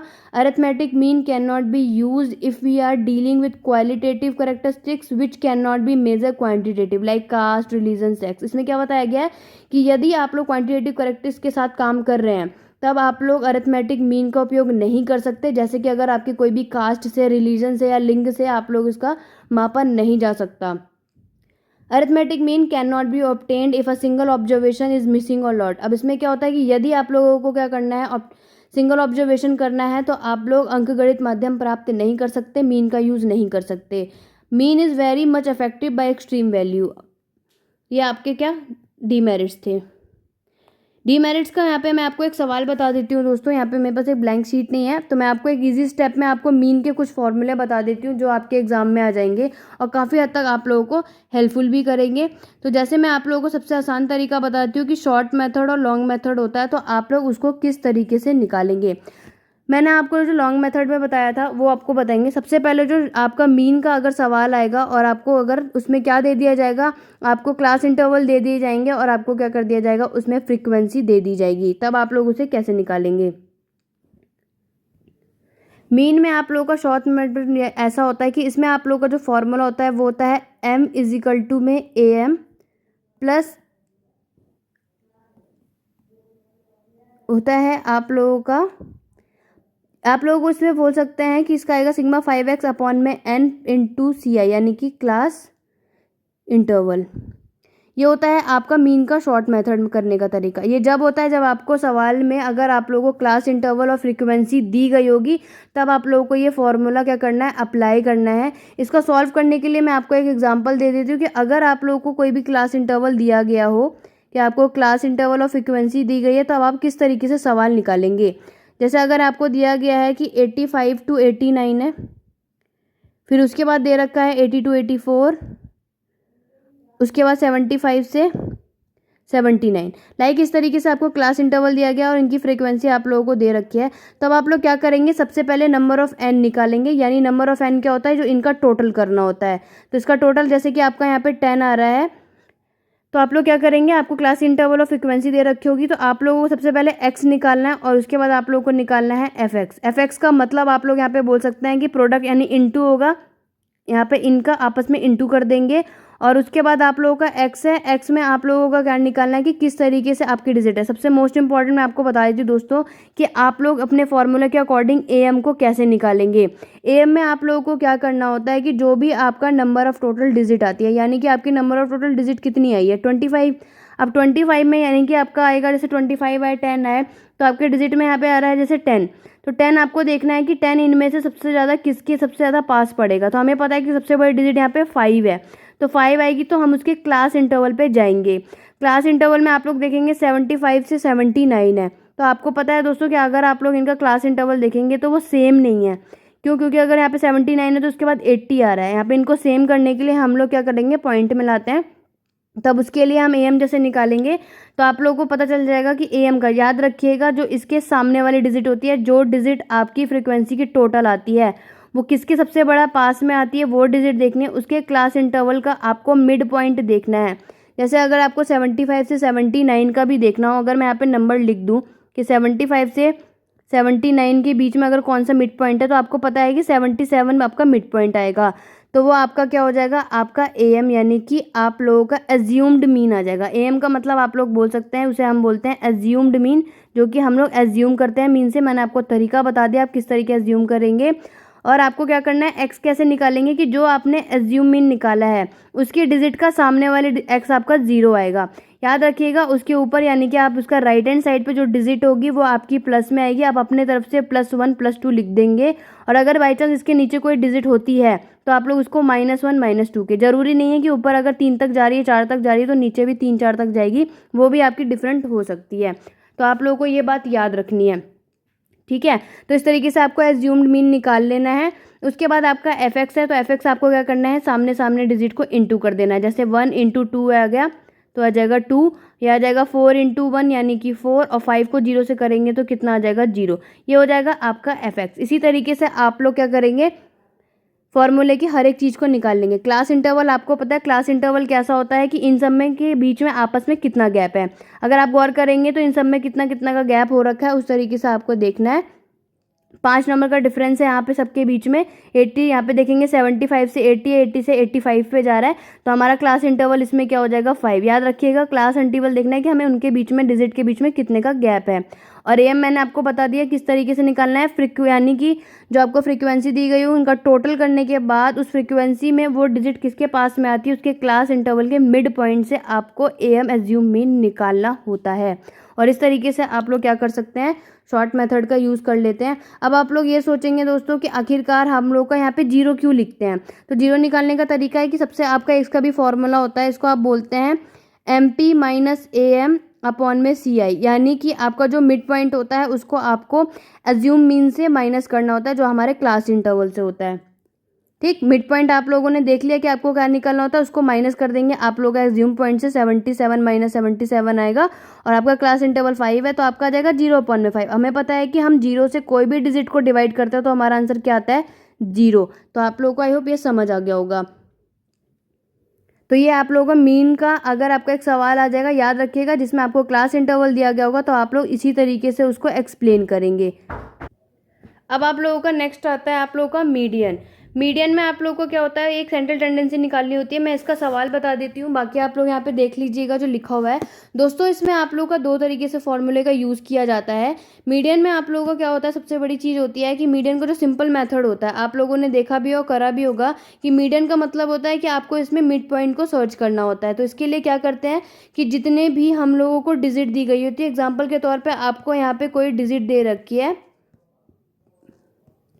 तो आप लोगों को क्या करना होता है, इनको पहले हमें असेंडिंग ऑर्डर में यानी कि छोटे से बड़े में हमें इसको अरेंज करना होता है। इसका यहाँ पे 2 फॉर्मूला है, इसको मैं भी एक्सप्लेन करती हूँ। सबसे पहले आप लोग क्या करेंगे कि इसको सॉल्यूशन करने के लिए सबसे बेस्ट है कि आप लोगों को क्या करना होगा, इसे अरेंज करना होगा। तो हम लोग क्या करेंगे, इसे छोटे से बड़े आपस में अरेंज कर लेंगे, और अरेंज करने के बाद आप लोगों को क्या करना है, आप लोगों को ये देखना है कि जो टोटल नंबर ऑफ डिजिट है वो आपकी ऑड है या फिर इवन है। अगर यहाँ पे आप काउंट करेंगे 1 2 3 4 5 6 यानी कि 6 आ रहा है, तो यह आपकी एक इवन नंबर है जो कि आपकी 2 से डिवाइड हो जाती है।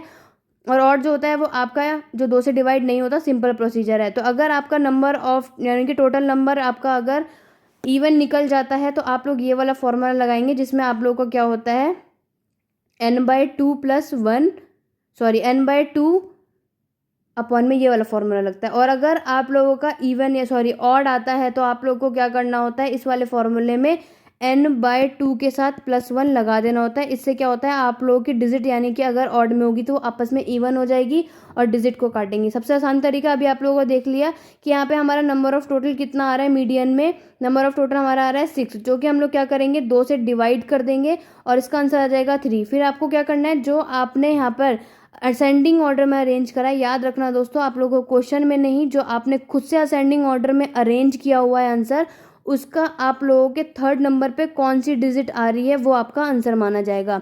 1 2 3 देखेंगे तो तीसरे नंबर पे आपका 3 ही आ रहा है, तो इसलिए आपका इस वाले क्वेश्चन का आंसर क्या हो जाएगा, यानी मीडियन क्या आ जाएगा आप लोगों का 3। मैं आपको एक और तरीका यहाँ पे बता दे रही हूँ कि अगर आप लोगों के क्वेश्चन में आप लोगों का क्वेश्चन आ गया कि आप लोगों के पास जो डिजिट आ रही है वो किस तरीके से आएगी, तो आप लोग क्या करेंगे कि मीडियन वाले में अगर आप देखेंगे तो अभी यहाँ पर टोटल नंबर ऑफ डिजिट आपकी 5 आ रही है। तो पहला स्टेप जो आप करेंगे, इनको छोटे से बड़ा हम लोगों को अरेंज करना है, वो हम लोगों ने कर दिया। दूसरा स्टेप में हम लोगों को देखना है कि आखिर ऑड है या इवन है।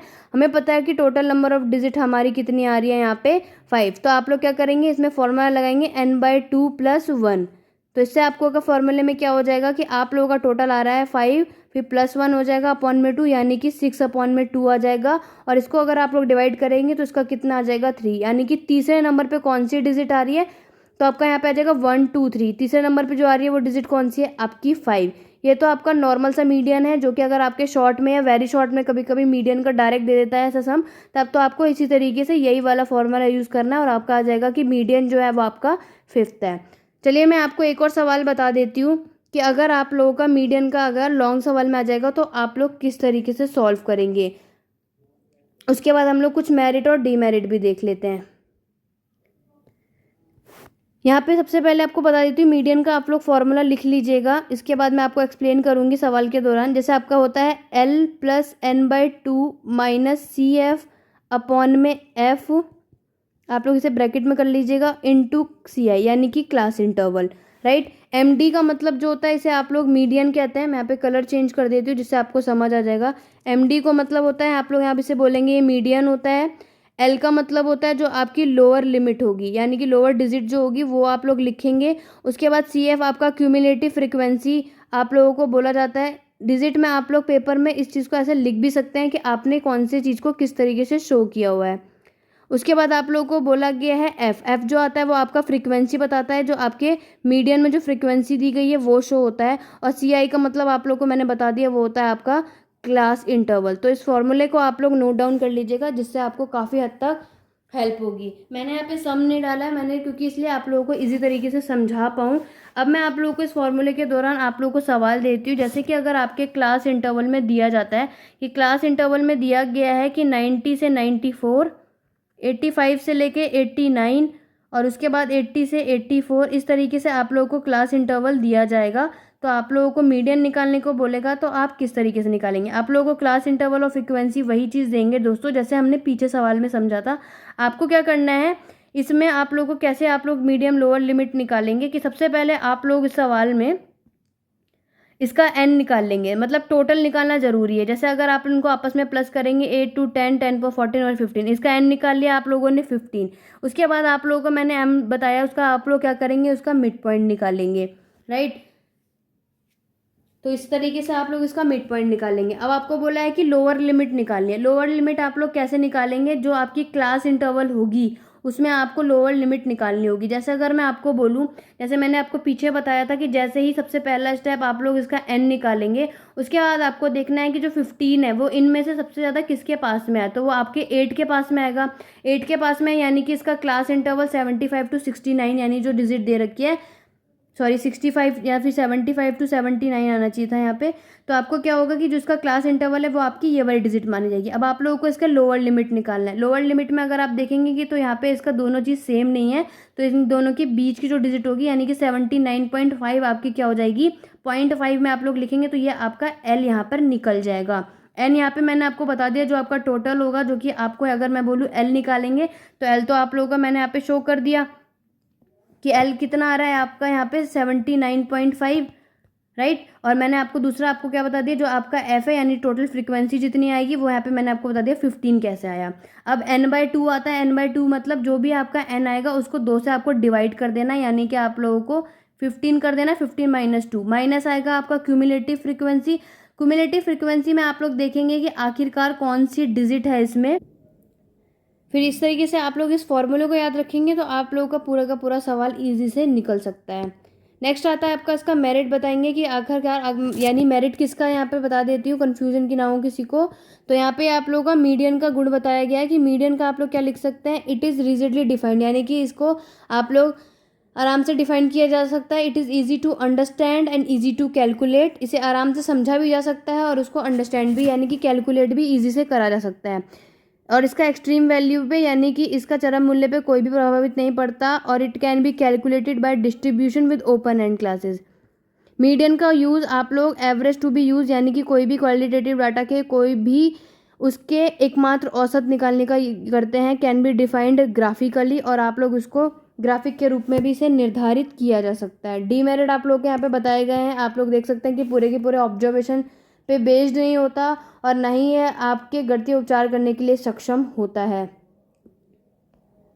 नेक्स्ट आता है आप लोगों का मोड। तो मोड आप लोगों का यहाँ पे मेजर बता दिया गया है कि कैसे आप लोग करेंगे। तो सेंट्रल टेंडेंसी का मेजर का एक पॉइंट हो गया मोस्ट फ्रीक्वेंसी, जो कि आप लोगों के मोड में क्या होता है कि अगर आपकी जो आप लोगों को यानी कि सम दिए गए हैं तो उसमें सबसे ज़्यादा जो एक डिजिट आई गई होती है, सबसे ज़्यादा जो वैल्यू हुई होती है वो आपका क्या होता है, मोड बताया गया होता है। सिंपल वे में आप लोग मोड का बता सकते हैं कि जो मोड है, एग्जाम्पल के तौर पे अगर आप लोगों को यहाँ पे डाटा दे रखा होगा, तो डाटा दे रखे होंगे तो आप लोग ये गौर करेंगे कि कोई भी डिजिट का आप लोग यहाँ पे देख सकते हैं कि नो मोड, कभी कभी क्या होता है कि आपको कोई मोड का सवाल दे दिया जाता है, एग्जांपल देख लीजिए, तो आप लोगों को उसमें कोई भी मोड नहीं मिलेगा। मोड का मतलब सिंपल सिंपल ये होता है कि आप लोगों को जो सवाल दिए गए हैं, एक डिजिट अगर क्या होती है कि उनमें कोई भी एक डिजिट या फिर दो भी हो जाती है, जो सबसे ज़्यादा बार आती है उससे मोड का पता चल जाता है। कभी कभी क्या होता है कि उसमें एक ही मोड आता है, नो मोड में मतलब एक भी कोई डाटा ऐसा आएगा कि आपको एक भी मोड नहीं मिलेंगे। कभी कभी आता है उसे कि एक ही मोड मिलेगा, यानी कि जो आप लोगों को यहाँ पे नंबर ऑफ टोटल यानी कि जो डिजिट दे रखी है, सम्स दे रखे हैं, उसमें एक ही डिजिट का क्या होगा, बार बार रिपीट जो हो जाता है, यानी आप लोग अरेंज करेंगे, जैसे मीडियन निकालते हैं तो हम लोग असेंडिंग ऑर्डर में अरेंज कर लेते हैं। उससे हमें बहुत ईजी स्टेप हो जाता है कि हम लोग मोड का पता कर लेते हैं कि आखिरकार कौन सी डिजिट सबसे ज़्यादा बार आई है। और कभी कभी क्या होता है कि कुछ सम्स ऐसे होते हैं कि एक ही सवाल में आप लोगों के एक से ज़्यादा बार उसे मोड निकाला जा सकता है। एग्जाम्पल जैसे आप लोग समझ गए होंगे कि आपको लोग डाटा है, तो मोड में आप लोगों को कुछ भी करने की ज़रूरत नहीं है दोस्तों। इसमें जो भी आप लोगों के सवाल होंगे, बस आपको ये देखना है कि कौन सी डिजिट सबसे ज़्यादा बार आई है। अगर एक से ज़्यादा वाले में होंगी कि अगर 28 भी अगर आप देखेंगे, इसमें भी 28 दो बार आया हुआ है और इसी सवाल में आपका 43 भी दो बार आया है, तो इसका यानी आपका मोड पूछा जाएगा तो आप लोग इसका आंसर लिखेंगे 28 एंड 43। इसमें आप लोगों को और कोई चीज़ करने की ज़रूरत नहीं है। मोड बहुत सिंपल होता है और इसका ज़्यादातर लॉन्ग में कभी भी नहीं पूछा जाता। मीन ही आता है जो आप लोगों के किस में पूछा जाता है, लॉन्ग क्वेश्चन में। इसके मेरिट दे रखे हैं कि इसको बहुत आसान तरीके से आप लोग समझने के योग्य हो जाता है और इसको बहुत अच्छे से कैलकुलेट किया जाता है। सबसे इजी तो आप लोगों का मोड ही होता है दोस्तों। और इसको नॉट अफेक्ट, इसको एक्सट्रीम वैल्यू पे हमें अफेक्टेड नहीं करता है। Mode can be conveniently located even if the frequency distribution class, यहाँ पे बताया गया है कि यदि आपकी जो फ्रीक्वेंसी डिस्ट्रीब्यूशन होता है उसका परिणाम आपके वर्ग अंतराल में हो, यानी कि आसानी से उसमें खोजा जा सकता है कि कोई एक डिजिट क्या हो, बहुत बार उसमें शो की गई हो। और ये आपके ओपन एंडेड क्लास को बिल्कुल भी, यानी कि कोई भी आपके ओपन एंडेड क्लास के मोड के स्थान पे इसको समस्या नहीं पैदा करता, बल्कि इसके अलग अलग क्या होते हैं, आइडल साइज हो जाते हैं। डीमेरिट क्या है, इल डिफाइंड होता है, इसको सही तरीके से कोई डिफाइन नहीं करता और ये ऑब्जर्वेशन पे बेस्ड नहीं होते हैं और ना ही आपके मैथमेटिकल किसी भी ट्रीटमेंट पे कैपेबल नहीं होता है। तो ये आपके कुछ डीमेरिट थे। 2-3 डीमेरिट भी आप एग्जाम के लिए कर लेंगे तो आपके लिए मोस्ट इंपॉर्टेंट होगा।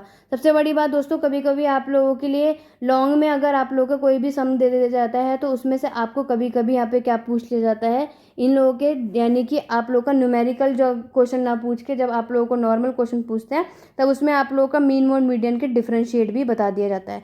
तो पहला अगर हम लोग डिफरेंस बिटवीन देखेंगे तो इसमें लिखा है mean is a double variable. Mean को क्या होता है, डबल वेरिएबल होता है, बट मीडियन में वो ऑर्डिनल होता है और मोड में वो नॉमिनल वेरिएबल होता है। तो मैं यहाँ पे जो मेन आपका जो तीनों में डिफरेंस है वो है डबल, ऑर्डिनल और नॉमिनल। उसके बाद है कि मीन है, it is a central location off score, जैसे कि आप लोगों को पता है उसका सेंट्रल लोकेशन होता है। और it is the central location of frequency, यहाँ पे स्कोर का सेंट्रल लोकेशन होता है, मीडियन में फ्रीक्वेंसी का, और यहाँ पे जो वो स्कोर जो कि सबसे ज़्यादा, यानी कि वो फ्रीक्वेंसी जो सबसे ज़्यादा बार दी जाती है वो मोड में होता है। ये it is sensitive measure of सीटी, यानी कि क्लास ये लेस सेंसिटिव होता है और ये क्रूड मेजर होता है, राइट। तो आप लोग इस तरीके से यहाँ पे अपने डिफरेंस बिटवीन देख लीजिएगा। इसका हिंदी मैंने यहाँ पे डाल रखा है कि किस तरीके से आप लोग हिंदी मीडियम वाले बच्चे भी लिख सकते हैं। अब आता है आप लोगों का रेंज। रेंज क्या होता है, तो एक तरीके का सबसे सिंपल वे में मैं आप लोग इसकी डेफिनेशन बता देती हूँ, उसके बाद मेरिट और डीमेरिट देख लेंगे। तो रेंज में आप लोग ये बोल सकते हैं कि इसकी डेफिनेशन की जगह पे सो आपका, यानी आप एग्जांपल देख लेंगे तो फॉर्मूला आप लोगों का मोस्ट इंपॉर्टेंट है कि जो आपकी एल को, यानी कि आपकी जो लार्ज वैल्यू दी गई होगी कोई सीरीज में, उसको एक बार माइनस करना है और अपॉन में उसको एक बार प्लस कर देना है। तो ये आपको फॉर्मूला याद रहेगा। यानी कि सिंपल तरीके से रेंज आप ऐसे बोल सकते हैं कि सिंपलेस्ट वेज में वो एक तरीके का डिस्पर्जन है जो कि दो आप लोगों के ऑब्जर्वेशन को क्या करता है, उनके बीच में अंतर बता देता है। दूसरे शब्दों में अगर मैं आप लोगों को बताऊं तो डाटा का एक सेट को सीमा सेट के बड़े और छोटे मान के बीच में अंतर को जो एक्सप्लेन करता है वो होता है आपका रेंज। इसके मेरिट है, मेरिट में आप लोगों को बताया हुआ है कि simplest range in simplest to understand. सबसे आसान इसमें होता है कि सिंपलेस्ट उसकी रेंज दी गई होती है जिसको हम आराम से क्या कर सकते हैं, सरल भाषा में समझ सकते हैं, उसको कैलकुलेट भी सबसे आसान तरीके से करा जा सकता है। Rigidly defined, it is rigidly defined, यानी कि उसको परिभाषा को आसानी से परिभाषित किया है। Broad picture of data, range give a broad picture of the data that it include the limit. इसमें बोला गया है कि जो हम तस्वीर डाटा की व्यापक तस्वीर देते हैं उसकी सीमाएं होती हैं जिसके भीतर हम लोग सारे के सारे आइटम दिए गए होते हैं। अब इनके कुछ डीमेरिट भी हैं।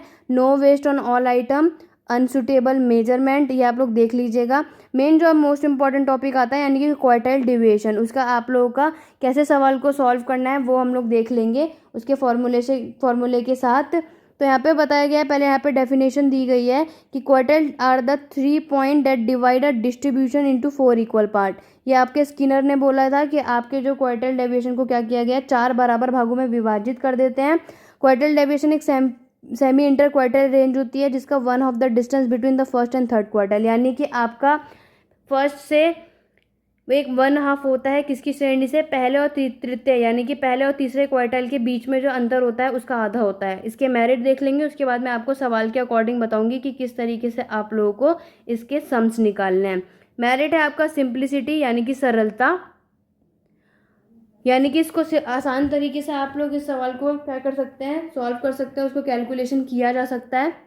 उसके बाद है study in open and series, यानी कि ओपन एंड सीरीज़ का अध्ययन किया जा सकता है कि क्वार्टाइल डेविएशन को हम लोग क्या करते हैं, श्रृंखला की श्रेणी से गणना की जा सकती है। वास्तव में हम लोग क्या करते हैं कि फ्रीक्वेंसी का एक मात्र होता है जिसको हम लोग फ्रीक्वेंसी डिस्ट्रीब्यूशन से उसका वितरण यानी कि उसका डिस्ट्रीब्यूशन कर लेते हैं।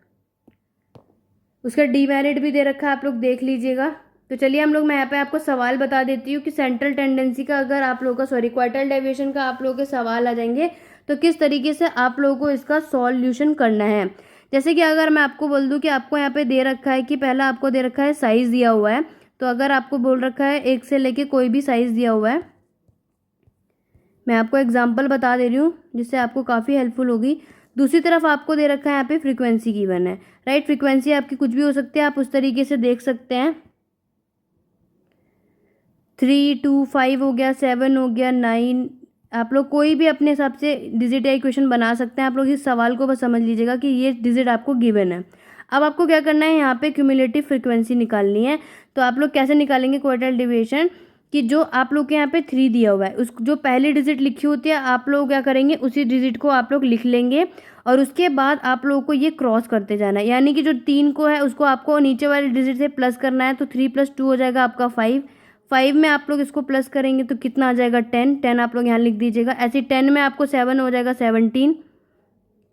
और इस तरीके से आपको क्या करना है, इन लोगों को आपस में ऐड कर देना है। इसका आ जाएगा 26 और 26 को 5 से करेंगे तो 31, फिर आ जाएगा 31 से आगे आप ऐड करेंगे 30, 8 से कर देंगे 31 में 8 आ जाएगा तो 39 आ जाएगा, फिर 49 आ जाएगा आप लोगों का, फिर 51 और 52।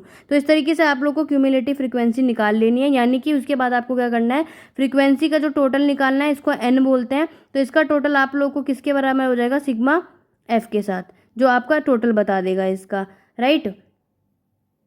तो इस डिवीज़न में जो आपका समीशन का निशान है यानी कि जो आपका सम निकलेगा, जैसे मैंने आपको बताया, तो ये किसके बराबर होता है, n = में समीशन f = में किसका आएगा 52। यानी जो आप क्यूमुलेटिव फ्रीक्वेंसी का लास्ट निकालेंगे वो आप लोगों को इसमें लिखना है, ठीक। और हमें क्वार्टाइल निकालने के लिए क्वार्टाइल 1 को और क्वार्टाइल 3, यानी कि हमें क्वार्टाइल 1 जो होती है वो हमारी लोअर डिजिट के मानने के निकलती है और क्वार्टाइल 3 यानी कि जो होती है हमारी वो हायर डिजिट के हिसाब से होती है।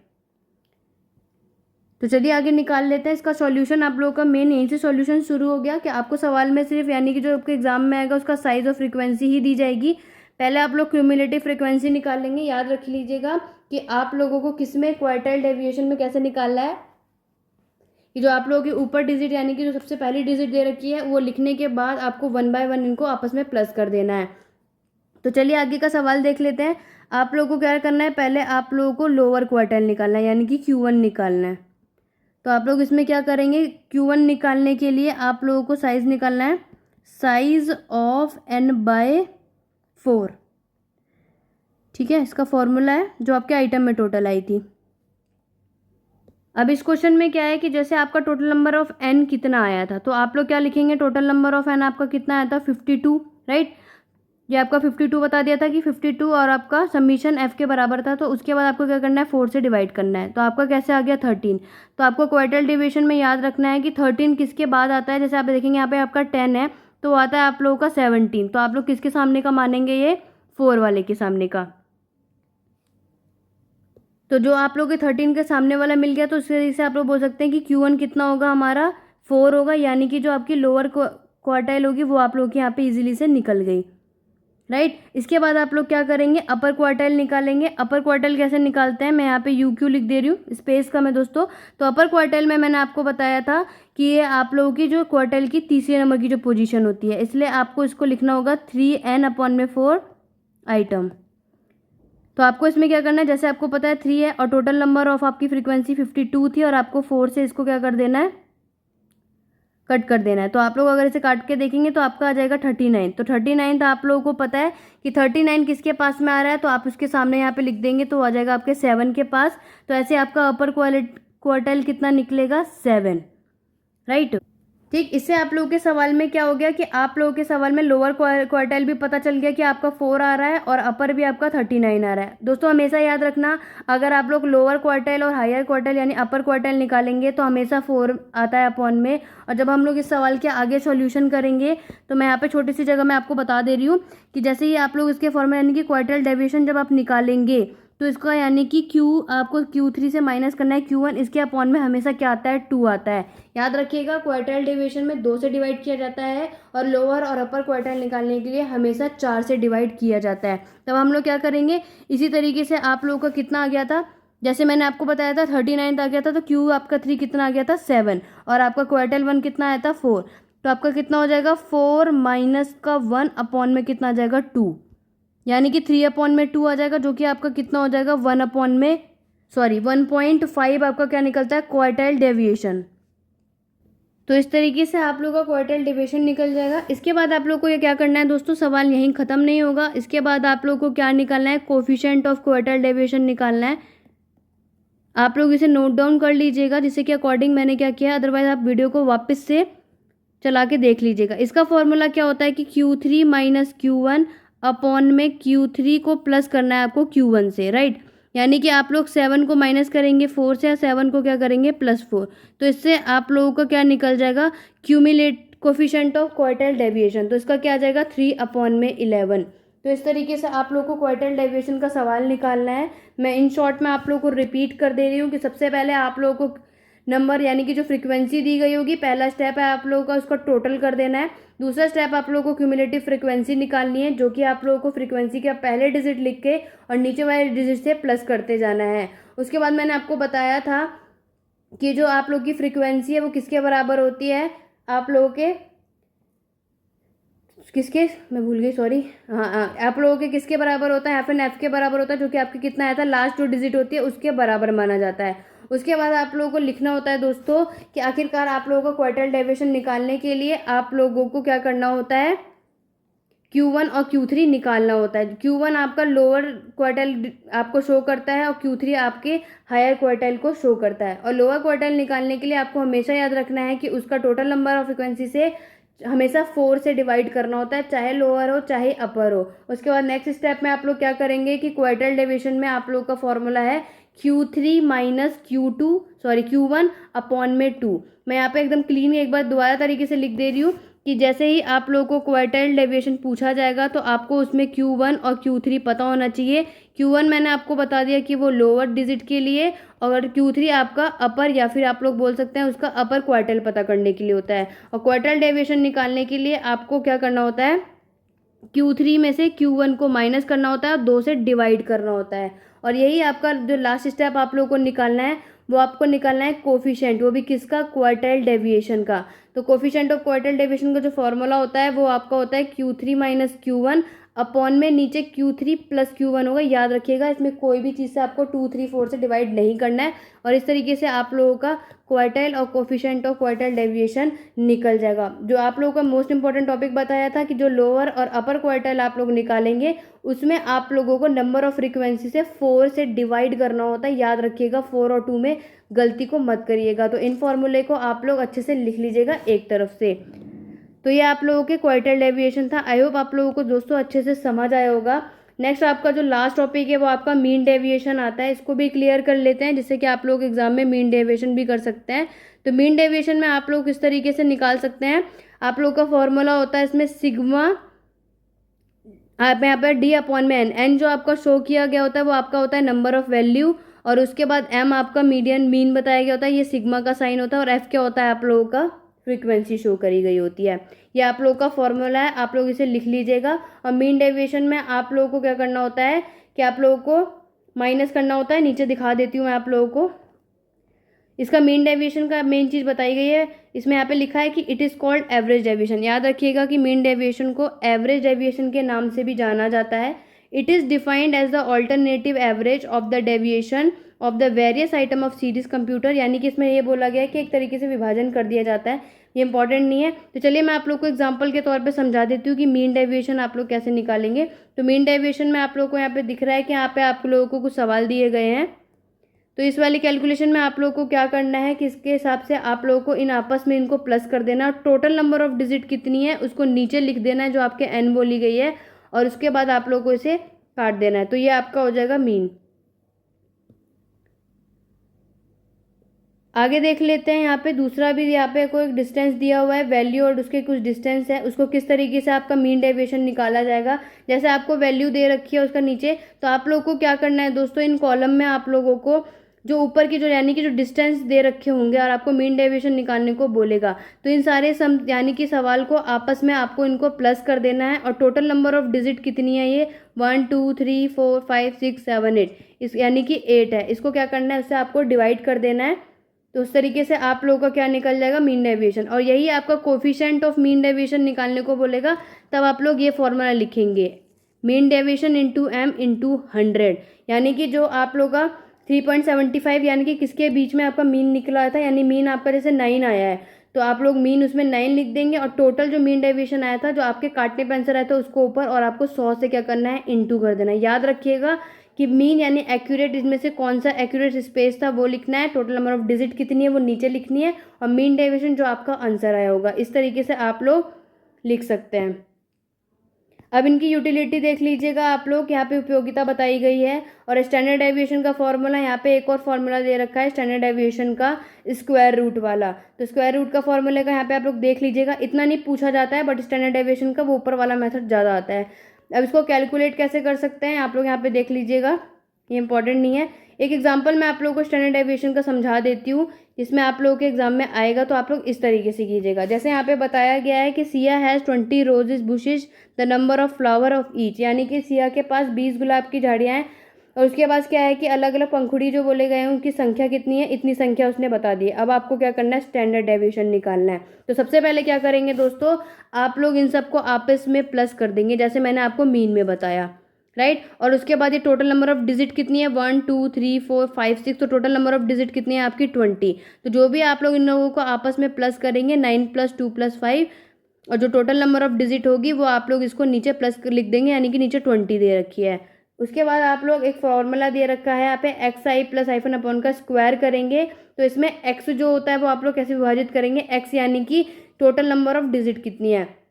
आप लोग यहाँ पे डिजिट देखेंगे 9 2 5 14 20, ये पूरा का पूरा डिजिट है।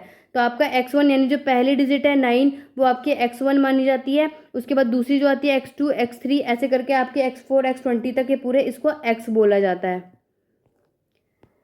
तो आप लोग इसको सवाल को किस तरीके से सॉल्व करेंगे कि आप लोग क्या करेंगे, पहले 1 बाय 1 करके, यानी कि जो आपके x1 x2 x3 x4 x20 तक जो सवाल दिए गए हैं उनको आपस में एक दूसरे से माइनस करके उसका स्क्वायर निकालेंगे। इस तरीके से आप लोग निकाल लेंगे। जैसे आपके सवाल में देख लिया कि 9 को 7 से किया, उसका स्क्वायर आ गया 2 को 7 से, और उसके बाद आपका 5 को 7 से। अब आप सोचेंगे कि दोस्तों ये 7 कहाँ से आया, तो 7 में आप लोगों को उसको आंसर बताने के बाद आ जाएगा कि 7 आपका क्या होगा, एक मीन आंसर आया था उसका आंसर है। और उसके बाद आप लोग ये फॉर्मूला लगा देंगे स्टैंडर्ड डेविएशन का, और उस तरीके से आप लोग इस तरीके से फॉर्मूले को सॉल्व कर लीजिएगा। कुछ नहीं करना आप लोगों को दोस्तों, इन लोगों को आपस में प्लस करना है, और जो आंसर यानी कि स्क्वायर करने के बाद जो डिजिट आएगी, आप लोगों का सवाल थोड़ा लंबा हो जाएगा। कोशिश कीजिएगा अगर लॉन्ग क्वेश्चन में मीन डेविएशन आता है तो आप लोग अगर इसके चॉइस में कोई क्वेश्चन हो तो उसमें ही कीजिएगा, क्योंकि इसमें आपको काफ़ी टाइम भी लग सकता है। बाकी आप लोग इसका अच्छे से एक बार रिपीट करके क्वेश्चन देख लीजिएगा। शॉर्ट कमिंग में आपको बताया गया है कि लास्ट में कमियां बता सकते हैं कि it is very sensitive to the score of extreme, यानी कि बहुत चरम सीमा पे इसका सेंसिटिव बताया गया है, और बहुत डिफिकल्ट है इसको समझना और इसको एनालाइज करना। जैसे कि आप लोग सवाल भी देख सकते हैं कि स्टैंडर्ड डेविएशन में काफ़ी होता है। यहाँ पे आप लोग ये फॉर्मूला कोफिशिएंट का भी देख लीजिएगा कि स्टैंडर्ड डेविएशन को अपॉन यानी मीन से और इंटू कर देना आपको 100। आप लोग इसका फॉर्मूला इसलिए भी याद रखिएगा दोस्तों, क्योंकि आप लोगों के वेरी शॉर्ट में फॉर्मूले भी सिंपल पूछे जा सकते हैं कि आप लोगों को बोल दिया जाएगा कि मीन का ये वाला फॉर्मूला या बता दीजिए, या मीडियन का, या स्टैंडर्ड डेविएशन का, या क्वार्टाइल का। तो याद रखिएगा इन सब का फॉर्मूला और इन सब के क्वार्टाइल और कोफिशिएंट इन सब का अच्छे से करके जाइएगा। तो स्टैंडर्ड डेविएशन जो कोफिशिएंट का फॉर्मूला SD यानी स्टैंडर्ड डेविएशन, मीन जो आपका जो डिजिट दी गई होगी, और इनटू 100। फॉर्मूला भी याद करना ज़रूरी है, सम्स तो आप उसके बाद सॉल्व करना सीख जाएंगे। तो आई होप दोस्तों आखिरकार आप लोग की असेसमेंट फॉर लर्निंग की फुल मैराथन जो क्लास थी वो अब ख़त्म होती है। और दोस्तों अगर वीडियो पसंद आई है तो लाइक शेयर ज़रूर कीजिएगा, और काफ़ी हद तक मेहनत लगती है आप लोगों के लिए, और अच्छे से एक्सप्लेन किया हो तो दोस्तों ज़्यादा से ज़्यादा लाइक ज़रूर कीजिएगा, जिससे मुझे मोटिवेशन मिलेगा और नेक्स्ट आपकी मैराथन में जल्दी लेके आऊँगी। तो फाइनली आपके 2 भागों में आपके असेसमेंट फॉर लर्निंग कंप्लीट हो गई है। तो चलिए दोस्तों आखिरकार आपको और मेरा सफ़र अभी असेसमेंट फॉर लर्निंग तक यहीं तक है। नेक्स्ट वीडियो यानी कि नेक्स्ट मैराथन के लिए मैं जल्द से जल्द अपने चैनल पे आऊँगी। तो आज की वीडियो बस इतनी, नेक्स्ट वीडियो पे मिलती हूँ। Thank you for watching.